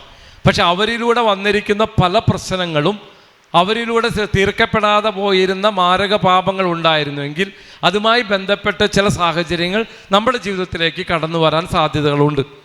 ഈ കഴിഞ്ഞ ദിവസം ഞാൻ യാത്രയിലായിരുന്നു. ഇപ്പോൾ ഒരു ഫോൺ വന്നു. ആ ചേച്ചി പറഞ്ഞത്, എനിക്ക് ഒരു ആൺകുട്ടിയുള്ളൂ ബ്രദറെ, ഞാൻ റിട്ടയർഡായി, ഹസ്ബൻഡ് ബാങ്ക് മാനേജറായിരുന്നു, അവർ റിട്ടയർഡായി, ഞങ്ങൾക്കൊരു ആൺകുട്ടി മാത്രമേ ഉള്ളൂ, ഞങ്ങൾ ബാംഗ്ലൂരിൽ താമസിക്കുന്നു, ആ മകന് 40 വയസ്സായി, അവന് വിവാഹം നടന്നിട്ടില്ല. അപ്പോൾ അടുത്തൊഴി കർത്താവ് ചോദിച്ചു, എന്തുകൊണ്ട് വിവാഹം നടന്നില്ല എന്ന്. അപ്പോൾ അതിനൊരു ഉത്തരം പറഞ്ഞത്, ആ ചേച്ചി പറഞ്ഞ ഉത്തരം, മദ്യപാനിയാണ് എൻ്റെ മകൻ, ജോലിയില്ല, എന്ത് ജോലി ചെയ്യാൻ ചെയ്യും, ഡിഗ്രി പഠിച്ചില്ല, പഠിക്കാൻ പോയില്ല, അവസാനം ഇപ്പോൾ രാവിലെ എഴുന്നേറ്റ് പോയാൽ 11 മണി 12 മണിക്ക് ശേഷം മദ്യപിച്ച് ലക്ക് കെട്ടി വീട്ടിലേക്ക് കടന്നു വരും. ബ്രദർ ഒന്ന് പ്രാർത്ഥിക്കണം. ആരോ നമ്പർ കൊടുത്തിട്ട് എന്നെ വിളിച്ച്, എനിക്ക് ആ ചേച്ചിനെ അറിഞ്ഞുകൂടാ. അപ്പോൾ കർത്താവ് ആ സമയത്ത് തന്നെ ഇരുന്ന് പ്രാർത്ഥിച്ചപ്പോൾ കർത്താവ് ഇപ്പോൾ ചോദിച്ചു, ഒരൊറ്റൊരു ചോദ്യമാണ്, നിങ്ങളുടെ കുടുംബത്തിൽ ആത്മഹത്യ ചെയ്തത് ആരാന്ന് ചോദിച്ചു. അപ്പോൾ ആ ചേച്ചി പറഞ്ഞു, എൻ്റെ ഭർത്താവിൻ്റെ അമ്മ ഭർത്താവിന് 5 വയസ്സുള്ളപ്പോൾ ആത്മഹത്യ ചെയ്ത് മരിച്ചതാണ്. അടുത്ത ചോദ്യം കർത്താവ് ചോദിക്കുകയാണ്, അങ്ങനെയാണെങ്കിൽ ഈ സഹോദരൻ്റെ അപ്പൻ എങ്ങനെയാണ് മരിച്ചത്? മദ്യം കഴിച്ച് 50-ാമത്തെ വയസ്സിൽ ലിവർ സിറോസിസ് പിടിച്ച് മരിച്ചുപോയി എന്ന് പറഞ്ഞു. അപ്പാപ്പൻ്റെ തനി സ്വരൂപമാണ് ഈ മോൻ, രൂപത്തിലും ഭാവത്തിലും മാത്രമല്ല സ്വഭാവത്തിലും. അങ്ങനെയാണ് പറഞ്ഞ ചേച്ചി. അപ്പാപ്പനല്ലേ മദ്യപിച്ചേ, അപ്പാപ്പൻ മരിച്ചു പോയില്ല, പിന്നെ എന്തിനാ ഞാൻ എന്തു പാപം ചെയ്തിട്ടാണ് കർത്താവേ എനിക്ക് ഈ ശിക്ഷ നൽകിയിരിക്കുന്നത്? ഒരു സഹോദരനോട്, ഈ സഹോദരനല്ല വേറൊരു സഹോദരനോട് ചോദിച്ചതാ, എൻ്റെ അപ്പനും അപ്പാപ്പനൊക്കെ തെറ്റ് ചെയ്തു പോയി, അതിന് ഞാൻ അനുഭവിക്കുന്ന എന്തിനു വേണ്ടിയാണ്? നീ ആ കുടുംബത്തിൽ ജനിച്ചിട്ടുണ്ടെങ്കിൽ, നീ ആ കുടുംബത്തിലെ ഒരു കണ്ണിയാണെങ്കിൽ നിൻ്റെ കൈകൾ ദൈവത്തിൻ്റെ മുമ്പിലേക്ക് ഉയരണം പ്രാർത്ഥിക്കാൻ. തൊടുപുഴയിൽ ഒരു കപ്പേളയുണ്ട്, നിങ്ങൾ ആരെങ്കിലും പോയിട്ടുണ്ടോ എന്ന് എനിക്കറിയാം. തൊടുപുഴയിൽ പരിശുദ്ധ അമ്മയുടെ കരുണയുടെ ദൈവമാതാവിൻ്റെ കപ്പേളയുണ്ട്. അവിടേക്കെങ്കിലും ആരെങ്കിലും പോയിട്ടുണ്ടോ? തൊടുപുഴ കോതമംഗലം രൂപതയിൽ തൊടുപുഴ ടൗണിൽ തന്നെയുള്ള ഒരു കപ്പേളയാണത്. പരിശുദ്ധ അമ്മയുടെ കരുണയുടെ ദൈവമാതാവിൻ്റെ കപ്പേള എന്നാണ് അതിൻ്റെ പേര്. പറ്റുമെങ്കിൽ ആരെങ്കിലും അവിടെ പോയി ഒന്ന് കാണണേ, അവിടെ പോയി ഒന്ന് പ്രാർത്ഥിക്കണേ. അവിടെ കരുണയുടെ കർത്താവിൻ്റെയും മാതാവിൻ്റെ വേണ്ടിയുള്ള പ്രാർത്ഥനയാണ്.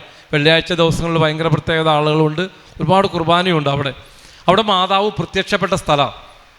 82 കാലഘട്ടങ്ങളിൽ അവിടെ മാതാവ് പ്രത്യക്ഷപ്പെടുകയും ആ വീട്ടിലുണ്ടായിരുന്ന പെങ്കൊച്ചി, ചിപ്പി എന്ന ആ പെൺകുട്ടിയുടെ പേര്, അവളുടെ കൂടെ മാതാവ് ആ വീട്ടിൽ താമസിക്കുകയും ചെയ്തു എന്നാണ് പറയുക. അന്ന് കാലഘട്ടത്തിലെ ഏറ്റവും വലിയ ധ്യാനഗുരുക്കന്മാരായിരുന്ന നായ്ക്കനാമ്പറമ്പിൽ അച്ഛനും പനക്കിലച്ഛനും ഒക്കെ അവിടെ പോയി താമസിച്ചിട്ടുണ്ട് പരിശുദ്ധ അമ്മയെ കാണാൻ വേണ്ടിയിട്ട്. അമ്മ ആ വീട്ടിലുണ്ടായിരുന്നു. അപ്പോൾ ആ വീട്ടിൽ കുറേ പ്രശ്നങ്ങളുണ്ടായിരുന്നു. ആ പ്രശ്നങ്ങളൊക്കെ തീർത്തു. അതിനുശേഷം അവർക്ക് വെള്ളമില്ല കുടിക്കാൻ. അവിടെ ഒരു കിണർ കുത്താൻ പറഞ്ഞു മാതാവ്. ആ കുത്തിയ സ്ഥലത്ത് വെള്ളമുണ്ട്, ആ വെള്ളം എപ്പോഴും നമുക്ക് അവിടെ ലഭിക്കും. അവിടെ അങ്ങനെ മാതാവ് പ്രത്യക്ഷപ്പെട്ട് പ്രാർത്ഥനകളൊക്കെ തുടങ്ങിക്കഴിഞ്ഞപ്പോൾ മാതാവ് അവിടെ പറഞ്ഞൊരു സന്ദേശമാണ്, 4 തലമുറയ്ക്ക് വേണ്ടി നിങ്ങൾ പ്രാർത്ഥിക്കണം. 4 തലമുറയ്ക്ക് വേണ്ടി നിങ്ങൾ പ്രാർത്ഥിക്കണം. അവിടെ പരിശുദ്ധമ്മ പറഞ്ഞൊരു സംഭവമാണ്. നമ്മൾ പലരും അറിയാം, 7 തലമുറയ്ക്ക് വേണ്ടി 14 തലമുറയ്ക്ക് വേണ്ടിയൊക്കെ പ്രാർത്ഥിച്ചവരാണ് നമ്മളൊക്കെ, അല്ലേ? പലരുണ്ട് 7 തലമുറയ്ക്ക് വേണ്ടി പ്രാർത്ഥിക്കണം, പൂർണ്ണസംഖ്യ 7ആണ്, അപ്പോൾ 7 തലമുറയ്ക്ക് വേണ്ടി പ്രാർത്ഥിക്കുന്നൊക്കെ പറയാറുണ്ട്. പരിശുദ്ധ അമ്മ തൊടുപുഴയിൽ ആ കപ്പേളയിൽ പ്രത്യക്ഷപ്പെട്ടപ്പോൾ, ആ സ്ഥലത്ത് ആ വീട്ടിൽ പ്രത്യക്ഷപ്പെട്ടപ്പോൾ അവിടെ വന്നിരിക്കുന്ന ശുശ്രൂഷകരിലൂടെ പരിശുദ്ധ അമ്മ വെളിപ്പെടുത്തി, 4 തലമുറയ്ക്ക് വേണ്ടി നിങ്ങൾ നിരന്തരം പ്രാർത്ഥിക്കുക. 4 തലമുറയിൽ ആത്മാക്കൾ ദൈവസന്നിധിയിൽ എത്തിച്ചേരുമ്പോൾ നിങ്ങളുടെ കുടുംബങ്ങളിലെ പ്രശ്നങ്ങൾ മാറി 1000 തലമുറ അനുഗ്രഹിക്കപ്പെടും. നമുക്കറിയാം, പഴയ നിയമത്തിൽ പറഞ്ഞിരിക്കുന്ന ഒരു വചനമാണ്, 3ഉം 4ഉം തലമുറയെ ഞാൻ ശിക്ഷിക്കും. പരിശുദ്ധ അമ്മ കൃത്യമായി പറയുന്നു 4 തലമുറയെന്ന്. അവിടെ നിങ്ങൾ പോകുകയാണെങ്കിൽ ഈ ചാപ്പൽ, ഇപ്പോൾ അവിടെ ഒരു വലിയൊരു ചാപ്പലാണ്, ആ വീടൊക്കെ അവർ മാതാവ് പറഞ്ഞതിൻ്റെ പേരിൽ കോതമംഗലം രൂപതയ്ക്ക് കൊടുത്തു. അവിടെ ഒരു കോൺഗ്രിഗേഷൻ അച്ഛന്മാരാണ് ഇപ്പോൾ നടത്തിക്കൊണ്ടിരിക്കുക. അവർ കുർബാനയുണ്ട് അവിടെ എല്ലാ ദിവസവും. നമുക്ക് അവിടെ പോയിരുന്ന് പ്രാർത്ഥിക്കാം. അവിടെ മാതാവ് പറഞ്ഞതനുസരിച്ച് ആ വീടിൻ്റെ ബാക്ക് സൈഡിൽ ഒരു ചെറിയ ഒരു ഷെഡൊക്കെ കെട്ടിയിട്ടുണ്ട്. അവിടെ മെഴുകുതിരി കത്തിക്കാനുള്ള ഒരു വലിയ സംവിധാനം അവിടെ ചെയ്തിട്ടുണ്ട്. അവിടെ മാതാവ് പറഞ്ഞതനുസരിച്ച് ചെയ്തതാണ്. അവിടെ ചെന്ന് അവിടെ മെഴുകുതിരികളും വെച്ചിട്ടുണ്ട്. ആ മെഴുകുതിരിയൊക്കെ എടുത്ത് 4 തലമുറയ്ക്ക് ഓരോരുത്തരുടെ പേരും പറഞ്ഞ് ഓരോ മെഴുകുതിരി കത്തിക്കാനാണ് പരിശുദ്ധ അമ്മ അവിടെ പറഞ്ഞത്. അവിടെ പറഞ്ഞ സന്ദേശം ഇതാണ്: 4 തലമുറയ്ക്ക് വേണ്ടി പ്രാർത്ഥിക്കുക. അപ്പോൾ 4 തലമുറയ്ക്ക് വേണ്ടി പ്രാർത്ഥിക്കുക എന്നുള്ള സന്ദേശം കൊടുത്തതിന് ശേഷം അവിടെ ഒരു അത്ഭുതം നടന്നായിരുന്നു. ആ 4 തലമുറയുമായി ബന്ധപ്പെട്ട് അവിടെ ഒരു അമ്മയും അപ്പനും പെട്ടെന്ന് ഒരു ദിവസം രാവിലെ വരാണ് പ്രാർത്ഥിക്കാൻ വേണ്ടിയിട്ട്. അങ്ങനെ പ്രാർത്ഥിക്കാൻ വേണ്ടി വരുമ്പോൾ പരിശുദ്ധ അമ്മ അവിടെ ചാർജുള്ള ആ സിസ്റ്ററോട് പറഞ്ഞു, അവരുമായിട്ടൊന്ന് സംസാരിക്കാൻ പറഞ്ഞു. അപ്പോൾ അവർ പ്രാർത്ഥന കഴിഞ്ഞ് അവരെ വിളിപ്പിച്ച് സംസാരിച്ചു. എന്താ പ്രശ്നം എന്ന് ചോദിച്ചപ്പോൾ അവർ പറഞ്ഞു, ഞങ്ങളുടെ മോൻ ഹാർട്ടിലേക്ക് വരുന്ന ആ വെയിൻ ഇങ്ങനെ വീർത്ത് വന്നുകൊണ്ടിരിക്കുകയാണ്. ആ രോഗവുമായി ബന്ധപ്പെട്ട് എറണാകുളത്ത് ലിസി ഹോസ്പിറ്റലിൽ അഡ്മിറ്റാണ്. ആ വെയിൻ ഇങ്ങനെ വീർത്ത് പൊട്ടിക്കഴിഞ്ഞാൽ ബ്ലഡ് മുഴുക്കനും ഒഴുകി ഹാർട്ട് നിന്നു പോകും, അവൻ്റെ മരണം സംഭവിക്കും. ഏറ്റവും സീരിയസ് ആയ ഒരു വിഷയമാണ്. ഇവിടെ എവിടെയും അതിന് ട്രീറ്റ്മെൻറ്റ് ഇല്ല. ഇതിന് ട്രീറ്റ്മെൻറ്റ് ആണെങ്കിൽ വെല്ലൂർ CMCയിലേക്ക് കൊണ്ടുപോകണം. എന്ത് ചെയ്യണമെന്നറിയാതെ പ്രാർത്ഥിക്കാൻ വന്നതാണെന്ന് പറഞ്ഞു. അപ്പോൾ മാതാവ് ആ സിസ്റ്ററിലൂടെ പറഞ്ഞു, അവരോട് 9 ദിവസം കണ്ടിന്യൂസ് ആയിട്ട് ഇവിടെ വരണം, അതുവരയ്ക്കും മോന് ഒന്നും സംഭവിക്കില്ല. Hallelujah, hallelujah, hallelujah. അങ്ങനെ അവിടെ 9 ദിവസം പ്രാർത്ഥിച്ചു തുടങ്ങി ആ ചേച്ചി, ആ അപ്പച്ചനും അമ്മച്ചിയും കൂടെ. അതിന് ശേഷം 9-ാം ദിവസം വീണ്ടും ആ വ്യക്തിയോട് മാതാവ് സംസാരിക്കുകയാണ് ആ സിസ്റ്ററിലൂടെ. എന്താണ് സംസാരിക്കുന്നത്? നിങ്ങളുടെ കുടുംബത്തിൽ നടന്ന ചില കാര്യങ്ങൾ. അപ്പോൾ ഇവരുടെ അപ്പൻ എങ്ങനെയാണ് മരിച്ചതെന്ന് ചോദിക്കുകയാണ്. അന്ന് ആ 9 ദിവസം കഴിഞ്ഞതിന് ശേഷം അപ്പൻ മരിച്ചു. അപ്പോൾ ഈ വ്യക്തിയെ കൊണ്ടുവന്നിരിക്കുന്ന ഒരു ഡോക്ടറാണ്. ആ ഡോക്ടറും അന്ന് അവിടെ വന്നിട്ടുണ്ട്. ഡോക്ടറോട് ചോദിക്കുന്നു, ഇവരുടെ അപ്പൻ അറിയുമെന്ന് വെച്ചു. അതേ സിസ്റ്ററെ, ഇവരുടെ അപ്പൻ ഇതേപോലെ തന്നെ ഈ ഞരമ്പ് പൊട്ടി രക്തം വാർന്ന് മരിച്ചുപോയ വ്യക്തിയാണ്. കാരണം ആ ഭാഗത്തുള്ള ആ ഡോക്ടറാണ്. ആദ്യം എൻ്റെ അടുത്താണ് ഈ കേസ് വന്നത്. അവരുടെ അപ്പനെ എറണാകുളം ലിസിയിലേക്ക് തന്നെയാണ് പോയത്. അവിടെ റെക്കോർഡുണ്ട്. അങ്ങനെ തന്നെ അവിടെ കിടന്ന് മരിച്ചു. ഇപ്പോൾ മകനിങ്ങനെ സംഭവിച്ചിരിക്കുകയാണ്. അപ്പോൾ കർത്താവ് വീണ്ടും പ്രാർത്ഥിച്ചുകൊണ്ട് അടുത്ത സന്ദേശം പറയുകയാണ് സിസ്റ്ററിലൂടെ, നിങ്ങളുടെ അപ്പാപ്പൻ എങ്ങനെയാണ് മരിച്ചതെന്ന് അറിയാവോ? അറിയില്ല. അപ്പോൾ ഈ ഡോക്ടറുമായി ബന്ധപ്പെട്ട് ഡോക്ടർ ഇതിനെപ്പറ്റി ഒന്ന് റിസർച്ച് ചെയ്തിട്ടുണ്ടായിരുന്നു ഇതിനു മുമ്പ്. അപ്പോൾ അവർ പറയുന്ന ഒരു കാര്യം, ബ്ലഡ് പോയിട്ടാണ് ഈ അപ്പാപ്പനും മരിച്ചിരിക്കുന്നത്. അപ്പോൾ പരിശുദ്ധ അമ്മ നേരെ കൃത്യമായിട്ട് കാര്യം പറഞ്ഞു. ഇവരുടെ 4-ാമത്തെ തലമുറയിലുണ്ടായിരുന്നൊരു അപ്പാപ്പൻ വീട് കെട്ടിയായിരുന്നു. ഒരു കോൺട്രാക്ടറെ വിട്ട് വീട് കെട്ടി, വീടിൻ്റെ പണിയൊക്കെ കഴിഞ്ഞു. അന്ന് വീടിൻ്റെ താമസം കഴിഞ്ഞു, എല്ലാം കഴിഞ്ഞു. ഉച്ചയായപ്പോൾ ഒരു വൈകുന്നേരം ആയപ്പോൾ ഈ കോൺട്രാക്ടർ വന്ന്, വലിയപ്പോൾ കണക്ക് തീർക്കണ്ടേ, എനിക്ക് ഇത്തിരി പൈസ തരാനുണ്ടല്ലോ, കണക്ക് തീർക്കണമെന്ന് പറഞ്ഞു. അങ്ങനെ എന്തോ പറഞ്ഞു. അവർ തമ്മിൽ വഴക്ക് തർക്കമായി. ഈ വല്യപ്പൻ അവിടെ ഇരുന്ന എന്തോ വടിയെടുത്ത് ഈ തൂമ്പയുടെ കൈയെടുത്തിട്ട് വെച്ച് അടിച്ചു. മനുഷ്യൻ അവിടെ മരിച്ചു അവിടെ വീണു, ബ്ലഡ് ഒഴുകി. ആ മനുഷ്യൻ അവിടെ വലിച്ചിട്ടിട്ട് രാത്രി 12 മണിക്ക് ശേഷം ഈ അപ്പാപ്പൻ വീണ്ടും വന്ന് നോക്കി എന്താണ് അവസ്ഥ എന്ന്. അപ്പോൾ മരിച്ചിട്ടില്ല. അപ്പോൾ ഇങ്ങനെ നേരെ കിടക്കാണ്. വീണ്ടും ആ തൂമ്പയെടുത്ത് ഈ നെഞ്ചിൻ്റെ ഭാഗത്ത് ഒരു 3 അടി അടിച്ചു. അതിനുശേഷം മരിച്ചുപോയി ആ വ്യക്തി. വർഷങ്ങൾക്ക് മുമ്പ് നടന്നു. നമുക്കറിയാം അന്നത്തെ കാലഘട്ടത്തിലൊന്നും എന്ത് സംഭവിച്ചാലും അറിയില്ല. ആ വ്യക്തിയെ കുഴി തോണ്ടി അവിടെ തന്നെ ഇപ്പോൾ മൂടിക്കളഞ്ഞു. ഇന്ന് ആ അപ്പാപ്പൻ ചെയ്ത വ്യക്തി എന്താണ് ചെയ്തത്? നെഞ്ചിലിടിച്ച് രക്തം ഒഴുകി ആ വ്യക്തിയെ കൊന്നു കളഞ്ഞു.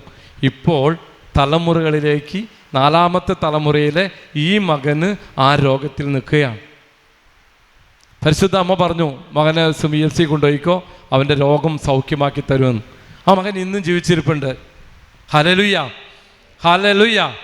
തലമുറകളിൽ പ്രാർത്ഥിക്കാൻ ദൈവം പറയുന്നതിൻ്റെ ഒരു എവിഡൻസാണ് ഈ സംഭവമൊക്കെ അവിടെ എഴുതി വെച്ചിട്ടുണ്ട്. നിങ്ങൾക്ക് അവിടെ പോയി കാണാം ഇതൊക്കെ. ഞാനവിടെ ഞാൻ മാസത്തിൽ 1 പ്രാവശ്യം അവിടെ പോകുന്നൊരു വ്യക്തിയാണ്. അവിടെ പോയാൽ നിങ്ങൾക്കത് കാണാം. അവിടെ പോയിരുന്ന് പ്രാർത്ഥിക്കാം.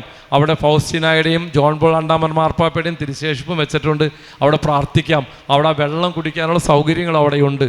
4 തലമുറയ്ക്ക് വേണ്ടി പ്രാർത്ഥിക്കാൻ പരിശുദ്ധ അമ്മയുടെ പ്രത്യേകമായ മാധ്യസ്ഥം അവിടെയുണ്ട്.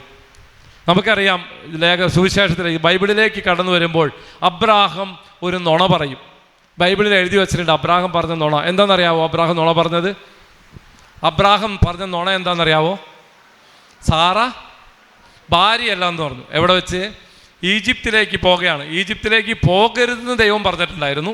എങ്കിലും അബ്രാഹം ഈജിപ്തിലേക്ക് പോകുന്നു. അവിടെ വെച്ച് രാജാവ് സാറയുടെ ഭംഗി കണ്ട് കൊണ്ടുപോവുകയാണ്. സാറയെ വിളിച്ച് കല്യാണം കഴിച്ച് കൊണ്ടുപോവാണ്. അപ്പോൾ ചോദിച്ചു, നീ ആരാണെന്ന് ചോദിക്കുമ്പോൾ അബ്രാഹാം പറയും, ഞാൻ അവളുടെ സഹോദരനാണ്, എൻ്റെ സഹോദരിയാണ് എന്ന് പറയും. സഹോദരി ആണെന്ന് പറയുമ്പോൾ ആ വഴക്ക് പറഞ്ഞിട്ട് ആ വ്യക്തിയെ തിരിച്ചുവിടുകയാണ് ചെയ്യുക. സാറേ, അബ്രാഹാം ആ നുണ പറഞ്ഞു. അബ്രാഹാം നുണയൊക്കെ പറഞ്ഞ് വീണ്ടും കാനാൻ ദേശത്തേക്ക് വരുന്നു. 40 വർഷങ്ങൾക്ക് ശേഷം ഇസാക്ക് ജനിക്കുന്നു. ഇസാക്കിൻ്റെ വിവാഹം കഴിയുന്നു. ഇസാക്ക് വിവാഹം കഴിഞ്ഞ് ഇതേപോലെ റെബേക്കേനെയും കൊണ്ട് ഈജിപ്തിലേക്ക് പോകും. ഇസാക്കും അതേ നുണ അവിടെ പറയും. ബൈബിളിലുണ്ടോ ഈ ഭാഗം? വായിച്ചിട്ടുണ്ടോ? ബൈബിളിൽ വായിച്ചറിയാം. ഇതേ ഈജിപ്ത് രാജാവ് ഇസാക്കിൻ്റെ ഭാര്യയെ റെബേക്കേനെ തട്ടിക്കൊണ്ടു പോകും. റെബേക്ക അപ്പോൾ ചോദിക്കുമ്പോൾ പറയും, അവൾ എൻ്റെ സഹോദരിയാണ്. അബ്രാഹാം പറഞ്ഞ നുണ ഇസാക്ക് എങ്ങനെ പറഞ്ഞു? ചിന്തിക്കുക. ആരും പറഞ്ഞു കൊടുത്തില്ല. അന്ന് മൊബൈലൊന്നും സേവ് ചെയ്ത് വെച്ചിട്ടുണ്ടായിരുന്നില്ല. ആരും പറഞ്ഞു? വർഷങ്ങൾക്ക് ശേഷം ഇസാക്ക് ആ നുണ പറയുകയാണ് ചെയ്യുക. ഇസാക്കിന് എത്ര മക്കളാണ്? 5 പേരാ? 2 പേര്. ആരൊക്കെയാണ്? യാക്കോബും ഏസാവും. യാക്കോബ് എങ്ങനെയാണ് അനുഗ്രഹം വാങ്ങുന്നത്? യാക്കോബ് നുണ പറയുന്നു. ആരാന്ന് പറഞ്ഞ്? ഏസാവാണെന്ന് നുണ പറഞ്ഞുകൊണ്ട് യാക്കോബ് അനുഗ്രഹം വാങ്ങുകയാണ്. അപ്പം ഈ നുണ എത്രാമത്തെ തലമുറയിലേക്ക് കയറി? 3-ാമത്തെ തലമുറയിലേക്ക് കയറി വന്നു. ആരും പറഞ്ഞു കൊടുത്തിട്ട് വന്നതല്ല. യാക്കോബിന് എത്ര മക്കളാ?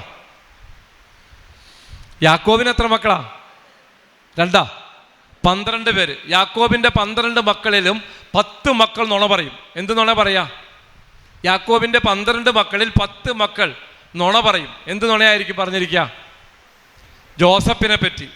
ജോസഫിനെ ഈജിപ്തിലെ അടിമയായി വിറ്റതിന് ശേഷം അവിടെ ഒരു മൃഗത്തെ കൊന്ന് രക്തത്തിൽ കടുത്ത തുണി എടുത്തുകൊണ്ട് ജോസഫിൻ്റെ ആ തുണി എടുത്തുകൊണ്ടെന്ന് പറയും, ജോസഫിനെ വന്യമൃഗം വേട്ടയാടി കൊന്നു കളഞ്ഞു, ഇതാ രക്തത്തിൽ പറഞ്ഞ തുണി എന്ന് പറഞ്ഞുകൊണ്ട് ബെഞ്ചമിനും ജോസഫിനെയും ഒഴിച്ച് ബാക്കി 10 പേരും നുണ പറയും. അപ്പോൾ എത്രാമത്തെ തലമുറയിലേക്ക് കയറി? 4-ാമത്തെ തലമുറയിലേക്ക് നുണ വന്നു. പിന്നീട് നമുക്കറിയാം, ജോസഫിൻ്റെ കാലശേഷം അടിമകളായി ഇസ്രായേൽ മക്കൾ ഈജിപ്തിൽ ജീവിക്കേണ്ടതായിട്ട് വന്നു. നമ്മുടെ തലമുറകളിലേക്ക് കടന്നു ചെല്ലേണ്ടത് ഇവിടെയാണ് ആവശ്യം. ബൈബിളിലുള്ള ഒരു കാര്യമാണ്. ഇതൊരു ശാപം, ഇതൊരു നുണ പറയുന്നൊരു കാര്യമാണ്. അനുഗ്രഹമായി ബൈബിളിൽ പറയുന്നുണ്ട്. ദാവീദ് രാജാവായി ജനിച്ചവനാണോ? അല്ല. ദാവീദ് ആരായിരുന്നു? ആട്ടിടയനായിരുന്നു. ആട്ടിടയനെയാണ് ദാവീദ് പിതാവായ ദൈവം രാജാവാക്കുന്നത്. ദാവീദിൻ്റെ തലമുറകളിലേക്ക് പിന്നിലേക്കൊന്ന് തിരിഞ്ഞു നോക്കിയാൽ അപ്പാപ്പനായിട്ടിരിക്കുന്ന വ്യക്തി, അമ്മാമ്മയായിട്ടിരിക്കുന്ന വ്യക്തി ആരെന്നറിയാവോ? റൂത്ത് എന്ന് പറഞ്ഞൊരു പുസ്തകം നമ്മുടെ ബൈബിളിലുണ്ട്. റൂത്തിൻ്റെയും ബോവാസിൻ്റെയും മകനായിട്ട് ആ തലമുറയിലേക്കാണ് ദാവീദ് കടന്നു വരിക. റൂത്തിനെയും ബോവാസിനെയും പറ്റി നിങ്ങൾ ബൈബിളിൽ വായിക്കുകയാണെങ്കിൽ വിശുദ്ധിയോടെ റൂത്ത് വ്യഭിചാരം ചെയ്യാൻ വേണ്ടി തന്നെ ബോവാസിൻ്റെ കൂടാരത്തിലേക്ക് കടന്നു ചെല്ലുമ്പോൾ ബോവാസ് അത് മാറ്റി നിർത്തി, നീ നിയമപ്രകാരം എനിക്ക് അവകാശപ്പെട്ടതാണ്, പുരോഹിതരുടെ മുമ്പിൽ വെച്ച് വിവാഹം കഴിക്കാമെന്ന് പറഞ്ഞ് അവൾ തിരിച്ചയക്കുന്നുണ്ട്. അങ്ങനെ പുരോഹിതരുടെ വിവാഹത്തിലൂടെ ഒന്നായിത്തീരുന്ന ബോവാസ് റൂത്തിൻ്റെ മകനാണ് ഒബേദ്. ഒബേദിൻ്റെ മകനാണ് ജസ്സയുടെ മകനാണ് ദാവീദ്. അനുഗ്രഹത്തിൻ്റെ 3 തലമുറകൾ വന്നപ്പോൾ ദാവീദ് എന്ന് പറയുന്ന വ്യക്തിയെ കർത്താവ് രാജാവാക്കി ഉയർത്തുന്നു. ദാവീദിനെ പറ്റി പൗലോസിലെ പറയുന്നുണ്ട്, ബൈബിളിൽ എഴുതി വച്ചിരിക്കുന്നതാണ്, ദൈവത്തിൻ്റെ മനസ്സിന് ഇണങ്ങിയവനാണ് ദാവീദ്.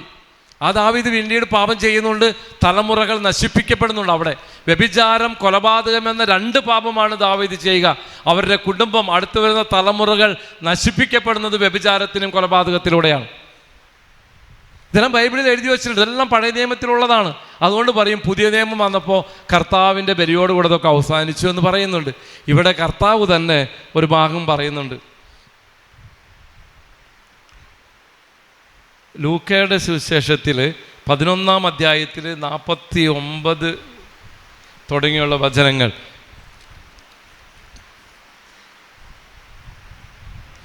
അവർ 11-ാമത്തെ അധ്യായത്തിൽ കർത്താവ് ഇങ്ങനെ പറയുന്നു, ഞാൻ അവരുടെ അടുത്തേക്ക് പ്രവാചകന്മാരെയും അപ്പോസ്തലന്മാരെയും അയക്കും. അവരിൽ ചിലരെ അവർ പീഡിപ്പിക്കുകയും കൊല്ലുകയും ചെയ്യും. ലോകാരംഭം മുതൽ ചൊരിയപ്പെട്ടിട്ടുള്ള സകല പ്രവാചകരുടെയും രക്തത്തിന്, ആബേൽ മുതൽ ബലിപീഠത്തിനും വിശുദ്ധ സ്ഥലത്തിനും മധ്യേ വെച്ച് കൊല്ലപ്പെട്ട സക്രിയ വരെയുള്ളവരുടെ രക്തത്തിന് ഈ തലമുറ ഉത്തരം പറയേണ്ടി വരും. അതെ, ഞാൻ പറയുന്നു, ഈ തലമുറയോട് അത് ആവശ്യപ്പെടും. ഈ തലമുറയോട് അത് ആവശ്യപ്പെടും. കർത്താവ് പറഞ്ഞ വചനമാണത്. ബെത്സേദ കുളക്കരയിൽ തളർവാദ രോഗിയെ സുഖപ്പെടുത്തുന്നുണ്ട് കർത്താവ്. ആ ആ രോഗി തിരിച്ചു ചെന്ന് കഴിയുമ്പോൾ പിന്നെ അവിടെ കാണുന്നില്ല. പിന്നെ ജെറൂസലം ദേവാലയത്തിൽ വെച്ച് ആ വ്യക്തിയെ കാണുമ്പോൾ കർത്താവ് പറയും, കൂടുതലൊന്നും സംഭവിക്കാതിരിക്കാൻ ഇനിമേൽ പാപം ചെയ്യരുത്. കൂടുതൽ എന്തെങ്കിലുമൊക്കെ സംഭവിക്കും നീ എന്ത് ചെയ്താൽ, പാപം ചെയ്താൽ. അപ്പോൾ തലമുറകളിലെ പറ്റി തന്നെ പുതിയ നിയമത്തിൽ എഴുതി വച്ചിട്ടുണ്ട്. ബാറൂക്കിൻ്റെ പുസ്തകം 3-ാം അധ്യായം 1 തുടങ്ങി 8 വരെ ദൈവവചനങ്ങൾ നിങ്ങൾ എടുത്ത് വീട്ടിൽ ചെല്ലുമെന്ന് വായിക്കണേ. ബാറൂക്ക് 3-ാം അധ്യായം 1 തുടങ്ങി 8 വരെയുള്ള വചനങ്ങൾ. അതിൽ ബാറൂക്ക് ഇങ്ങനെ പ്രാർത്ഥിക്കും, കർത്താവേ, എൻ്റെ പൂർവ്വപിതാക്കന്മാരുടെ പാപങ്ങൾ എൻ്റെ ചുമരിൽ വെച്ച് തരരുത്.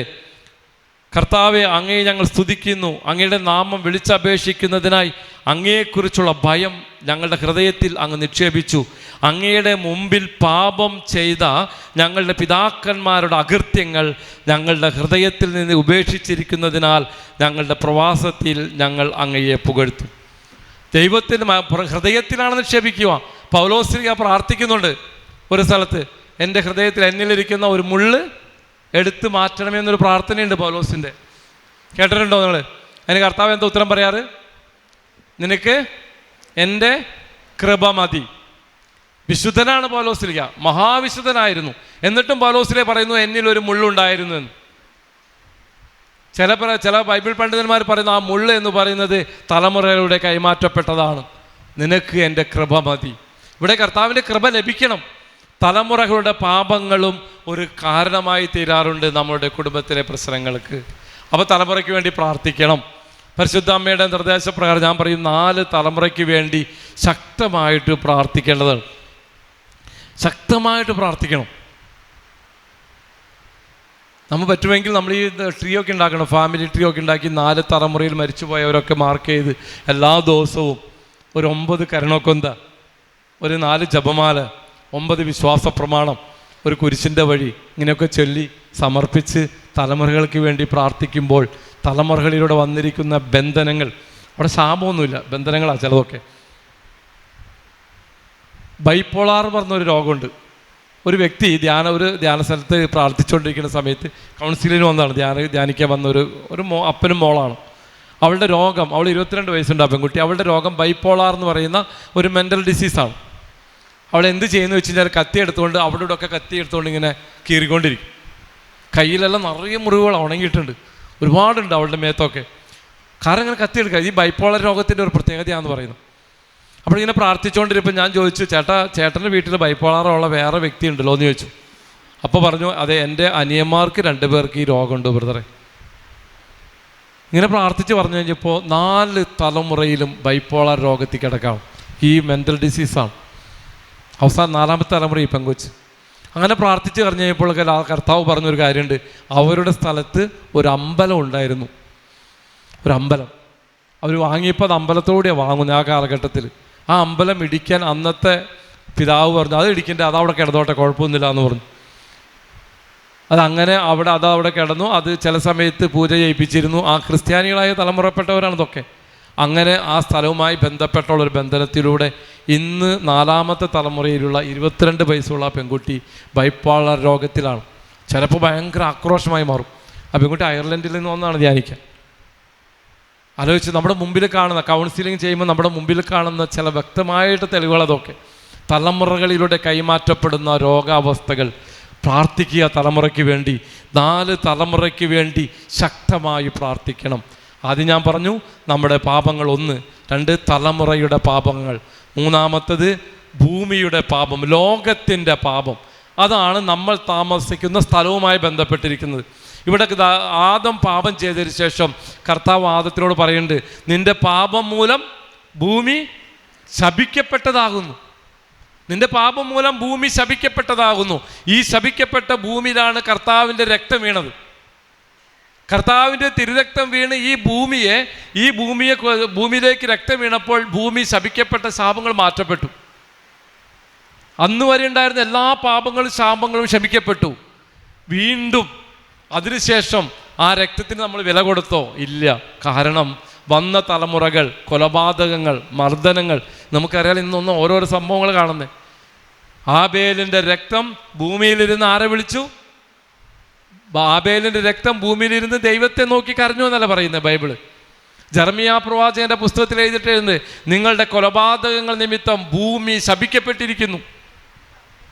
ഇന്ന് നമ്മുടെ നാട്ടിൽ നടക്കുന്ന കൊലപാതകങ്ങൾ, രക്തമൊഴുക്കുന്ന കൊലപാതകങ്ങൾ, പൂജകൾ, മന്ത്രതന്ത്രങ്ങൾ എല്ലാം ചേർന്ന് ഭൂമിയുടെ മേൽ ശാപമാണ് ഇരിക്കുക.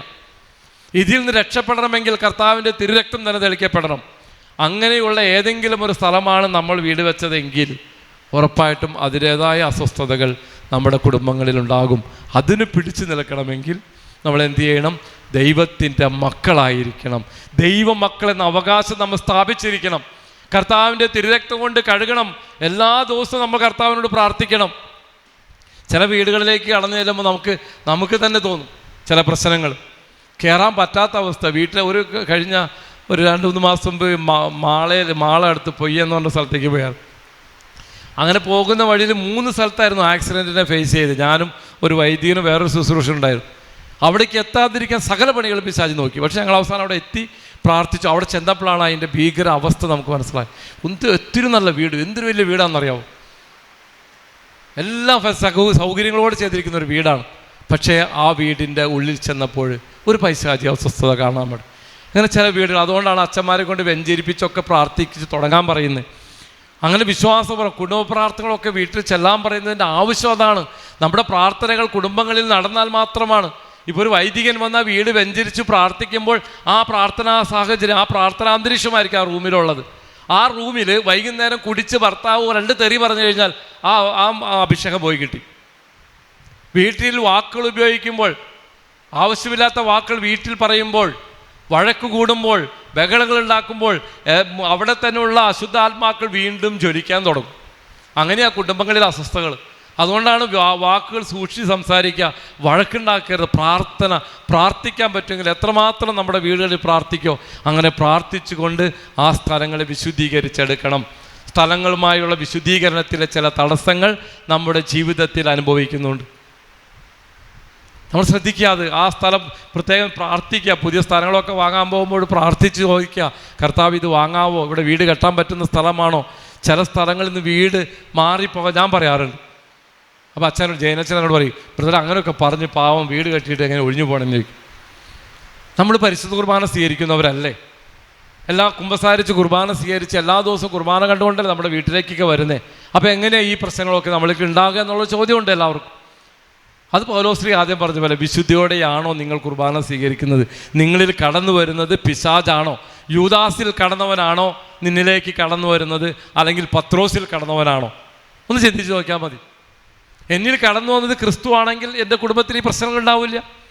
എൻ്റെ കുടുംബത്തിൽ പ്രശ്നങ്ങൾ ഉണ്ടാവാനുള്ള ഒരു കാരണം, ഇത് കൂടുതലാവാൻ കാരണം ആ സ്ഥലവുമായി ബന്ധപ്പെട്ട് എന്തെങ്കിലും തടസ്സങ്ങളുണ്ടെങ്കിൽ, പ്രത്യേകിച്ച് ഞാൻ പറയും ഇന്ത്യയുടെ ഏത് ഭാഗത്ത് പോയി നോക്കിയാലും എല്ലാ സ്ഥലങ്ങളിലും ഈ പ്രശ്നങ്ങളൊക്കെ ഉണ്ട്. പക്ഷെ അവിടെ അനുഗ്രഹിക്കണമെങ്കിൽ പ്രാർത്ഥനാപൂർവം ഉപവാസത്തോടെ പ്രാർത്ഥിച്ച്, ഉപവാസത്താലും പ്രാർത്ഥനയായാലും അല്ലാതെ ഈ വർഗം പുറത്തു പോവുകയില്ല. Hallelujah, hallelujah. അപ്പോൾ നമ്മുടെ കുടുംബങ്ങളിലെ പ്രശ്നങ്ങൾക്ക് 3 കാര്യങ്ങളാണ് ഇപ്പോൾ ഞാൻ പറഞ്ഞു. 1, നമ്മുടെ തന്നെ പാപങ്ങൾ. 2, പൂർവ്വപിതാക്കന്മാരിൽ വന്നിരിക്കുന്ന അവസ്ഥകൾ. 3, നമ്മൾ താമസിക്കുന്ന സ്ഥലവുമായി ബന്ധപ്പെട്ട തടസ്സങ്ങൾ. അങ്ങനെ ഒരുപാട് കാര്യങ്ങൾ പല സ്ഥലങ്ങളെപ്പറ്റി നമുക്കറിയാം. ഇപ്പോൾ ഒരു അച്ഛൻ പറഞ്ഞതായിട്ട് ഓർക്കുക, ഒരു വീട്ടിൽ നല്ലൊരു വീട് പണിതു. അപ്പച്ചൻ, അമ്മച്ചി, ഒരു പയ്യൻ, 3 പേര് അവിടെ ഉള്ളത്. ഈ വീട് പണിയൊക്കെ കഴിഞ്ഞ് വീട് വെഞ്ചരിച്ച് വികാരിച്ചം പോന്നു. കുറച്ച് നാൾ കഴിഞ്ഞപ്പോൾ ഈ വീടിൻ്റെ തട്ടിൻ്റെ മുകളിൽ ഒരു സൗണ്ട്, ഇങ്ങനെ നടക്കുന്ന സൗണ്ട് കേൾക്കും. അപ്പോൾ മുകളിൽ പോയി നോക്കി ഒന്നും കാണില്ല. അതങ്ങനെ കുറച്ച് ദിവസം തുടങ്ങിയപ്പോൾ അച്ഛനെ പോയി കണ്ടു. അച്ഛനെ പോയി കണ്ടപ്പോൾ അച്ഛൻ വികാരിച്ചും പറഞ്ഞു, ഞാൻ വന്നൊന്ന് പ്രാർത്ഥിക്കാമെന്ന് പറഞ്ഞു. അച്ഛൻ വന്ന് അവിടെ പ്രാർത്ഥിച്ചു. പ്രാർത്ഥന കഴിഞ്ഞ് കഴിഞ്ഞപ്പോൾ ഒരു 2-3 മാസത്തേക്ക് സൗണ്ടൊന്നുമില്ല. ഒരു 3 മാസം കഴിഞ്ഞപ്പോൾ വീണ്ടും അവിടെ സൗണ്ട് തുടങ്ങിയെന്ന് പറയും. അപ്പോൾ അച്ഛൻ പറഞ്ഞു, ഞാനൊരു കുർബാന ചൊല്ലി പ്രാർത്ഥിക്കാം. പെർമിഷൻ വാങ്ങിയിട്ട് പിതാവിൻ്റെ അടുത്ത് പെർമിഷൻ വാങ്ങി അവിടെ ഒരു കുർബാന ചൊല്ലി പ്രാർത്ഥിച്ചു. കുർബാന ചൊല്ലിക്കൊണ്ടിരിക്കുന്ന സമയത്ത് ഇങ്ങനെ കർത്താവിൻ്റെ ശരീരം, ഇത് എൻ്റെ ശരീരമാണെന്ന് ഇങ്ങനെ ഉയർത്തുന്ന സമയത്ത് ഒരു ശബ്ദം, ഭയങ്കരമായിട്ട് അലറുന്ന ശബ്ദം കേട്ടു. അതോടുകൂടി ആ ശബ്ദം നിന്നുപോയെന്ന് പറഞ്ഞു. പിന്നെ ഒരു 6 മാസം കഴിഞ്ഞപ്പോൾ വീണ്ടും ആ ചേട്ടൻ വന്നിട്ട് പറഞ്ഞു, അച്ഛാ ഇപ്പോഴും ആ സൗണ്ട് ഉണ്ടെന്ന് പറഞ്ഞു. അപ്പോൾ പിതാവിനോട് പോയി സംസാരിച്ചപ്പോൾ പിതാവിൻ്റെ അധികാരപത്രമുണ്ട്. പിതാവിന് നമ്മൾ എഴുത്തെഴുതി ചോദിച്ചാൽ പിതാവ് അധികാരപ്പെടുത്തി ഒരു എഴുത്തെഴുതി തരും, ഇടവക വികാരച്ചൻ. ആ അധികാരപത്രം ഉപയോഗിച്ച് വീടുകളിൽ പ്രാർത്ഥിക്കുന്ന ഒരു പഴക്കം നമ്മുടെ സഭയിലുണ്ട്. ഇപ്പോൾ ആരും അത് ചെയ്യുന്നില്ല, വാങ്ങാറുമില്ല. അങ്ങനെ പിതാവ് പറഞ്ഞു, ഞാനിതിന് അധികാരപത്രം തരാം, അത് വെച്ച് അച്ഛൻ പോയി പ്രാർത്ഥിക്കാൻ പറഞ്ഞു. അങ്ങനെ ആ പിതാവിൻ്റെ ലെറ്റർ വന്നു. ആ ലെറ്ററും കൊണ്ട് അച്ഛൻ ആ ലെറ്റർ അവിടെ വായിച്ച് അവിടെ അച്ഛൻ കുർബാന ചൊല്ലി പ്രാർത്ഥിച്ചു. അപ്പോൾ ഏതാണ്ട് ഒരു 6-7 മാസത്തോളം വീണ്ടും സൗണ്ട് ഇല്ലാതിരുന്നു. വീണ്ടും അവിടെ സൗണ്ട് തുടങ്ങി. അപ്പോൾ പിതാവ് പിന്നെ അച്ഛനോട് ചോദിച്ചു, അച്ഛാ എങ്ങനെയുണ്ട് ഇപ്പോൾ പ്രാർത്ഥിച്ചിട്ടെന്ന് പറഞ്ഞു. അച്ഛൻ വീണ്ടും സൗണ്ട് തുടങ്ങിയെന്ന് പറഞ്ഞു. അപ്പോൾ പിതാവ് പറഞ്ഞു, പാലാരൂപതയുടെ പിതാവാണ്, പിതാവ് പറഞ്ഞു, ഞാൻ ഒരു ദിവസം ആ വഴിക്ക് വരുമ്പോൾ ഒന്ന് വീട് വെഞ്ചരിച്ചേക്കാമെന്ന് പറഞ്ഞു. പിതാവ് അങ്ങനെ ഒരു ദിവസം ആ വഴിക്ക് വരുമ്പോൾ വീട് വെഞ്ചരിച്ചു, പ്രാർത്ഥിച്ചു. എല്ലാവരെയും കണ്ടിപ്പോൾ തലയിൽ വെച്ച് കൈവച്ച് പ്രാർത്ഥന കഴിഞ്ഞ് പോയി. വീണ്ടും ഒരു 7-8 മാസത്തിന് ശേഷം അതേ സൗണ്ട് അവിടത്തെ കേട്ടു. മാറുന്നില്ല ഈ സൗണ്ട്.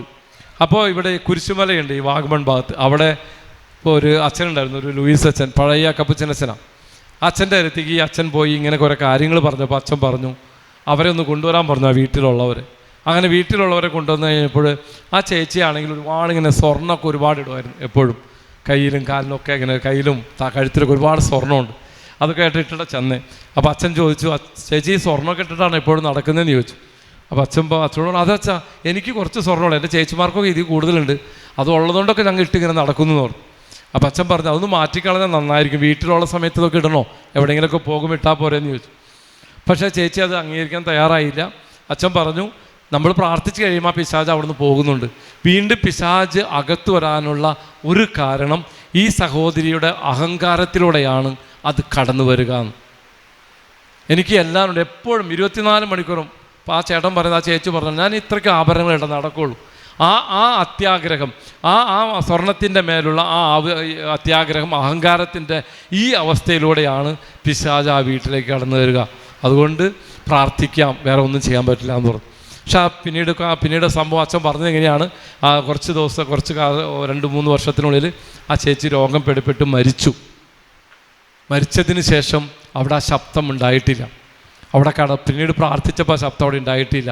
കർത്താവ് പക്ഷേ അതിന് വേറൊരു കാര്യം പറഞ്ഞു, ഈ സ്ഥലം പണ്ട് വിരുന്ന വ്യക്തികൾ ഈ സ്ഥലവുമായി ബന്ധപ്പെട്ടുള്ള വരുമാന മാർഗം അമ്പലത്തിലേക്ക് നേർച്ച വെച്ചതായിരുന്നു. അതിനുശേഷം ഈ സ്ഥലമൊക്കെ വിറ്റുപോയി, അത് ആർക്കും അറിഞ്ഞുകൂടാ. അതുകൊണ്ട് പിശാചിന് ഈ സ്ഥലം സ്വന്തമാക്കിയിട്ടുണ്ട്. അവിടെയാണ് നിങ്ങൾ പ്രാർത്ഥിക്കുക. വഴി തുറന്നു കൊടുത്തത് ചേച്ചിയായിരുന്നു എന്ന്. Hallelujah, hallelujah. അപ്പോൾ നമ്മുടെ സ്വർണ്ണം ധരിക്കുന്നത് കുറ്റമല്ല പറയുന്നത്. ചെറിയൊരു അഹങ്കാരത്തിൻ്റെ ഒരു മേഖലയുണ്ടായാലും നമ്മുടെ ഹൃദയങ്ങളിലേക്ക്, നമ്മുടെ ശരീരത്തിലേക്ക്, നമ്മുടെ ആത്മാവിലേക്ക്, നമ്മുടെ ഭവനങ്ങളിലേക്ക് പിശാചിന് കടന്നു വരാനുള്ള ഒരു ചാനലാണത്, ഒരു വഴിയാണത്. അങ്ങനെ ചില വിഷയങ്ങളുണ്ട് സ്ഥലവുമായി ബന്ധപ്പെട്ട് കുടുംബങ്ങളിൽ പ്രശ്നങ്ങൾക്ക്, അതും ഒരു കാരണം. അവസാനമായി നമുക്കറിയാം ഒരു കാരണം, നമുക്കെതിരായി മറ്റുള്ളവർ പ്രവർത്തിക്കുന്ന ചില വിഷയങ്ങൾ. നമ്മുടെ നാട്ടിൽ നമുക്കറിയാം പല കാര്യങ്ങളും, മന്ത്രവും തന്ത്രവും കൈവശവും ഇങ്ങനെയൊക്കെ പറയുന്നത് കേൾക്കാറുണ്ട്. ഇതൊക്കെ ഈ നാട്ടിൽ ഒരു അവസ്ഥയിൽ കൂടെ കടന്നു പോകുന്നതാണ്. അങ്ങനെ നമ്മളോട് ദ്രോഹമുള്ളവർ, നമുക്കെതിരായി പ്രവർത്തിക്കുന്നവർ പലരും വന്ന് പറയാറുണ്ട്, ബ്രദറെ അവർ ചെയ്തതാണെന്ന് എനിക്ക് സംശയമുണ്ട്, എൻ്റെ വീടിന് മുമ്പിൽ ഒരു കോഴിത്തല കിട്ടി, അങ്ങനെ മുട്ട കിട്ടി, മുട്ടത്തൊണ്ട് കിട്ടി, ഇങ്ങനെ ഒരുപാട് കാര്യങ്ങളൊക്കെ പറയാറുണ്ട്. അങ്ങനെ ചെയ്യുന്ന പൂജാകർമ്മങ്ങൾ നമ്മുടെ നാട്ടിലുണ്ട്. അത് അവരുടെ വിഷയമാണ്, നമ്മുടെ വിഷയമല്ല അത്. അങ്ങനെ ചെയ്ത് നമുക്ക് ദുരന്തങ്ങൾ, പ്രശ്നങ്ങൾ കടന്നു വരാൻ സാധ്യതകളുണ്ടെങ്കിൽ നമ്മൾ ദൈവത്തിൽ ആശ്രയിക്കണം. അങ്ങനെയും ചില പ്രശ്നങ്ങൾ നമ്മുടെ കുടുംബങ്ങളിലേക്ക് കടന്നു വരാം. ചില വിഷയങ്ങളൊക്കെ നമ്മൾ നേരിട്ട് കണ്ട അനുഭവങ്ങളുണ്ട്. അങ്ങനെയുള്ളതുകൊണ്ട് തന്നെയാണ് ഞാൻ പറയുന്നത്, അങ്ങനെ അനുഭവങ്ങൾ, നിറയെ അനുഭവങ്ങൾ നമുക്കറിയാം. പക്ഷേ നമ്മൾ വിശ്വസിക്കുന്നത് കർത്താവായ യേശു ക്രിസ്തുവിലാണ്. ഞാൻ പറഞ്ഞല്ലോ, നമ്മൾ ക്രിസ്ത്യാനിയാകാനല്ല വിളിക്കപ്പെട്ടത്, ക്രിസ്തുവാകാനാണ് വിളിക്കപ്പെട്ടത്. എന്നാൽ നമ്മൾ ക്രിസ്തുവാകാതെ ക്രിസ്ത്യാനിയായി ജീവിച്ചുകൊണ്ടിരിക്കുക. ക്രിസ്തുവാകുമ്പോൾ ഇതൊന്നും നമ്മളുടെ മേൽ വരാൻ ഒരു വഴിയില്ല. പരിശുദ്ധ കുർബാന യോഗ്യതയോടുകൂടെ സ്വീകരിച്ചുകൊണ്ടാണ് നീ വീട്ടിലേക്ക് കടന്നു ചെല്ലുന്നതെങ്കിൽ നിൻ്റെ വീട്ടിൽ ഈ പ്രശ്നങ്ങളൊന്നും തന്നെ ഉണ്ടാകുകയില്ല. അപ്പം നിൻ്റെ വിശുദ്ധ കുർബാന സ്വീകരണം പരിശുദ്ധമാണോ എന്ന് നീ ആദ്യം ചിന്തിക്കുക. നമ്മൾ പഴയ കാലത്ത് അച്ഛന്മാർ ജെറീക്കോ പ്രാർത്ഥന പറ്റി പറയാറുണ്ടല്ലോ, ഇപ്പോഴും ചെല്ലുന്നുണ്ടല്ലോ. എന്തിനാണ് വീട് ചുറ്റി ജെറീക്കോ പ്രാർത്ഥന എന്ന് പറഞ്ഞ് ചെല്ലിപ്പിക്കുന്നത്? വീടുമായി ബന്ധപ്പെട്ട എന്തെങ്കിലും മന്ത്രതന്ത്രങ്ങൾ ഉണ്ടെങ്കിൽ, എന്തെങ്കിലും ആരെങ്കിലും നമുക്കെതിരായി പ്രവർത്തിച്ചിട്ടുണ്ടെങ്കിൽ, നമുക്കെതിരെ ഏതെങ്കിലും പൈശാചിക ബന്ധനങ്ങളുണ്ടെങ്കിൽ അത് പൊട്ടിപ്പോകാൻ വേണ്ടിയാണ് ബന്ധന പ്രാർത്ഥന, ജെറീക്കോ പ്രാർത്ഥന ചൊല്ലി പ്രാർത്ഥിക്കാം. ജെറീക്കോയുടെ പട്ടണത്തിലൂടെ കടന്നപ്പോൾ അന്ന് പെട്ടകമാണ് ചുമന്നുകൊണ്ടുപോയത്. ഇന്ന് ഞാനാണ് പെട്ടകം. ഞാൻ പരിശുദ്ധ കുർബാന, ജെറീക്കോ പ്രാർത്ഥന വെറുതെ ചെല്ലാനുള്ളതല്ല. ഏറ്റവും വിശുദ്ധിയോടെ കുമ്പസാരിച്ച് കുർബാന സ്വീകരിക്കണം. അങ്ങനെ പരിശുദ്ധ കുർബാന സ്വീകരിച്ച് വീട്ടിൽ വന്നതിന് ശേഷം ആ പരിശുദ്ധ കുർബാന വിശുദ്ധിയോടെ സ്വീകരിച്ച വ്യക്തിയായിരിക്കണം ജെറീക്കോ പ്രാർത്ഥന നടത്തേണ്ടത്. എല്ലാവരും, കുടുംബാംഗങ്ങൾ എല്ലാവരും വിശുദ്ധ കുർബാന സ്വീകരിച്ച് വരണം. എന്നിട്ട് വേണം ജെറിക്കോ പ്രാർത്ഥന. ചിലർ പറയും ജെറിക്കോ പ്രാർത്ഥന ചെയ്തു ബ്രദറെ, ഒന്നും സംഭവിച്ചില്ല. അതൊരു കടമയായി മാറ്റാണ് നമ്മൾ. പരിശുദ്ധ കുർബാനയെ സ്വീകരിച്ച പെട്ടകങ്ങളായി നമ്മൾ മുമ്പിൽ നടക്കുമ്പോൾ, പരിശുദ്ധ കുരിശ് പിടിച്ച് നടക്കുമ്പോൾ ഏത് പിശാചും അവിടെ നിന്ന് ഓടും. അപ്പം എൻ്റെ വിശുദ്ധീകരണമാണ്, എൻ്റെ വിശുദ്ധിയാണ് ആവശ്യം. ഞാൻ വിശുദ്ധിയിലാണെങ്കിൽ, ഞാൻ ക്രിസ്തുവാണെങ്കിൽ എൻ്റെ കുടുംബത്തിൽ ഇതൊന്നും ബാധിക്കില്ല. അല്ലെങ്കിൽ ഈ വക കാര്യങ്ങൾ എല്ലാം നമുക്ക് തടസ്സങ്ങളായി നിലനിൽക്കും. അവർ കുടുംബത്തിലൊരു പ്രശ്നം വരുന്നുണ്ടെങ്കിൽ ചിന്തിക്കേണ്ട കാര്യമാണിത്. ആരെങ്കിലും ഇപ്പോൾ പലർക്കും സംശയമുണ്ട്, എന്തെങ്കിലുമൊക്കെ നമുക്കെതിരായിട്ട് ചെയ്തിട്ടുണ്ടാവും. കഴിഞ്ഞ ദിവസം ഒരു വ്യക്തി വേണ്ടി പ്രാർത്ഥിച്ചുകൊണ്ടിരിക്കുന്ന സമയത്ത് ഒരുപാട് നേരം പ്രാർത്ഥിക്കേണ്ടി വന്നു. ആ വ്യക്തി 4-5 പ്രാവശ്യം ഛർദ്ദിച്ചായിരുന്നു. ഛർദ്ദിച്ച് കഴിഞ്ഞപ്പോൾ ഒരു സാധനം പോയി. അപ്പോൾ ആ വ്യക്തി പറഞ്ഞ സ്റ്റേറ്റ്മെൻറ്റാണ് ഇത്, ബ്രദറെ ഇപ്പം എന്നിൽ നിന്ന് 4 പിശാചുക്കൾ ഇറങ്ങിപ്പോയി, ഇപ്പം ഞാൻ ഫ്രീ ആയി ബ്രദറെ എന്ന് പറഞ്ഞു. 4 പിശാചുക്കൾ ഇറങ്ങിപ്പോയി, ഇപ്പം ഞാൻ ഫ്രീ ആയി. ആ വ്യക്തി തന്നെ പറഞ്ഞൊരു സംഭവം. ചില കാര്യങ്ങൾ അങ്ങനെയൊക്കെ സംഭവിക്കും എന്ന് വെച്ചുകൊണ്ട് അതിൽ വിശ്വസിക്കല്ല, എൻ്റെ ദൈവത്തിൽ, വിശുദ്ധ കുരിശിൽ തൂങ്ങിക്കിടക്കുന്ന ഈ ക്രിസ്തുവിൻ്റെലേക്ക് നോക്കുക. തിരുരക്തം കൊണ്ട് നമ്മൾ കഴുകപ്പെടണം. നമ്മുടെ പ്രാർത്ഥന എന്തായിരിക്കണം എന്നറിയാമോ? കർത്താവേ, എൻ്റെ ശരീരവും എൻ്റെ ആത്മാവും നിൻ്റെ രക്തം കൊണ്ട് കഴുകി പരിശുദ്ധാത്മാവിൻ്റെ അഭിഷേകം കൊണ്ട് നിറയ്ക്കണമേ. കർത്താവായ ദൈവമേ, നിൻ്റെ തിരുരക്തം കൊണ്ട് എൻ്റെ ആത്മാവിനെയും ശരീരത്തെയും കഴുകി പരിശുദ്ധാത്മാവിൻ്റെ അഭിഷേകം കൊണ്ട് നിറയ്ക്കണമേ എന്നാണ് നമ്മുടെ പ്രാർത്ഥന. ഒന്ന് പ്രാർത്ഥിച്ചു നോക്കിയ എല്ലാ ദിവസവും അതൊരു സുഹൃത ജപം പോലെ ചൊല്ലി പ്രാർത്ഥിക്കാൻ തുടങ്ങി, തിരുരക്ത അഭിഷേകം നമുക്ക് അനുഭവിക്കാൻ സാധിക്കും. തിരുരക്തത്താൽ മാത്രമാണ് നമുക്ക് വിടുതല. ഈ നൊയമ്പ് കാലത്ത് ഈ ചിന്തകളിലൂടെ കടന്നു പോകുക. കർത്താവെ, എൻ്റെ കുടുംബത്തിലെ പ്രശ്നങ്ങൾക്ക് ഈ ബ്രദർ പറഞ്ഞ ഇന്ന് പറഞ്ഞ കാരണങ്ങളിൽ ഏതെങ്കിലും ആണെങ്കിൽ ദൈവമേ, ആ മേഖലയെ തിരുരക്തം കൊണ്ട് കഴുകണമേ. തിരുരക്തം കൊണ്ട് കഴുകണമേ. പരിശുദ്ധാത്മാവ് കൊണ്ട് അഭിഷേകം ചെയ്യണമേ. എൻ്റെ ഭർത്താവിൻ്റെ മദ്യപാനം, എൻ്റെ ഭർത്താവിനെ തിരുരക്തം കൊണ്ട് കഴുകണമേ. അങ്ങനെ നാം പ്രാർത്ഥിക്കുമ്പോൾ ഞാൻ വിശുദ്ധീകരിക്കപ്പെടണം.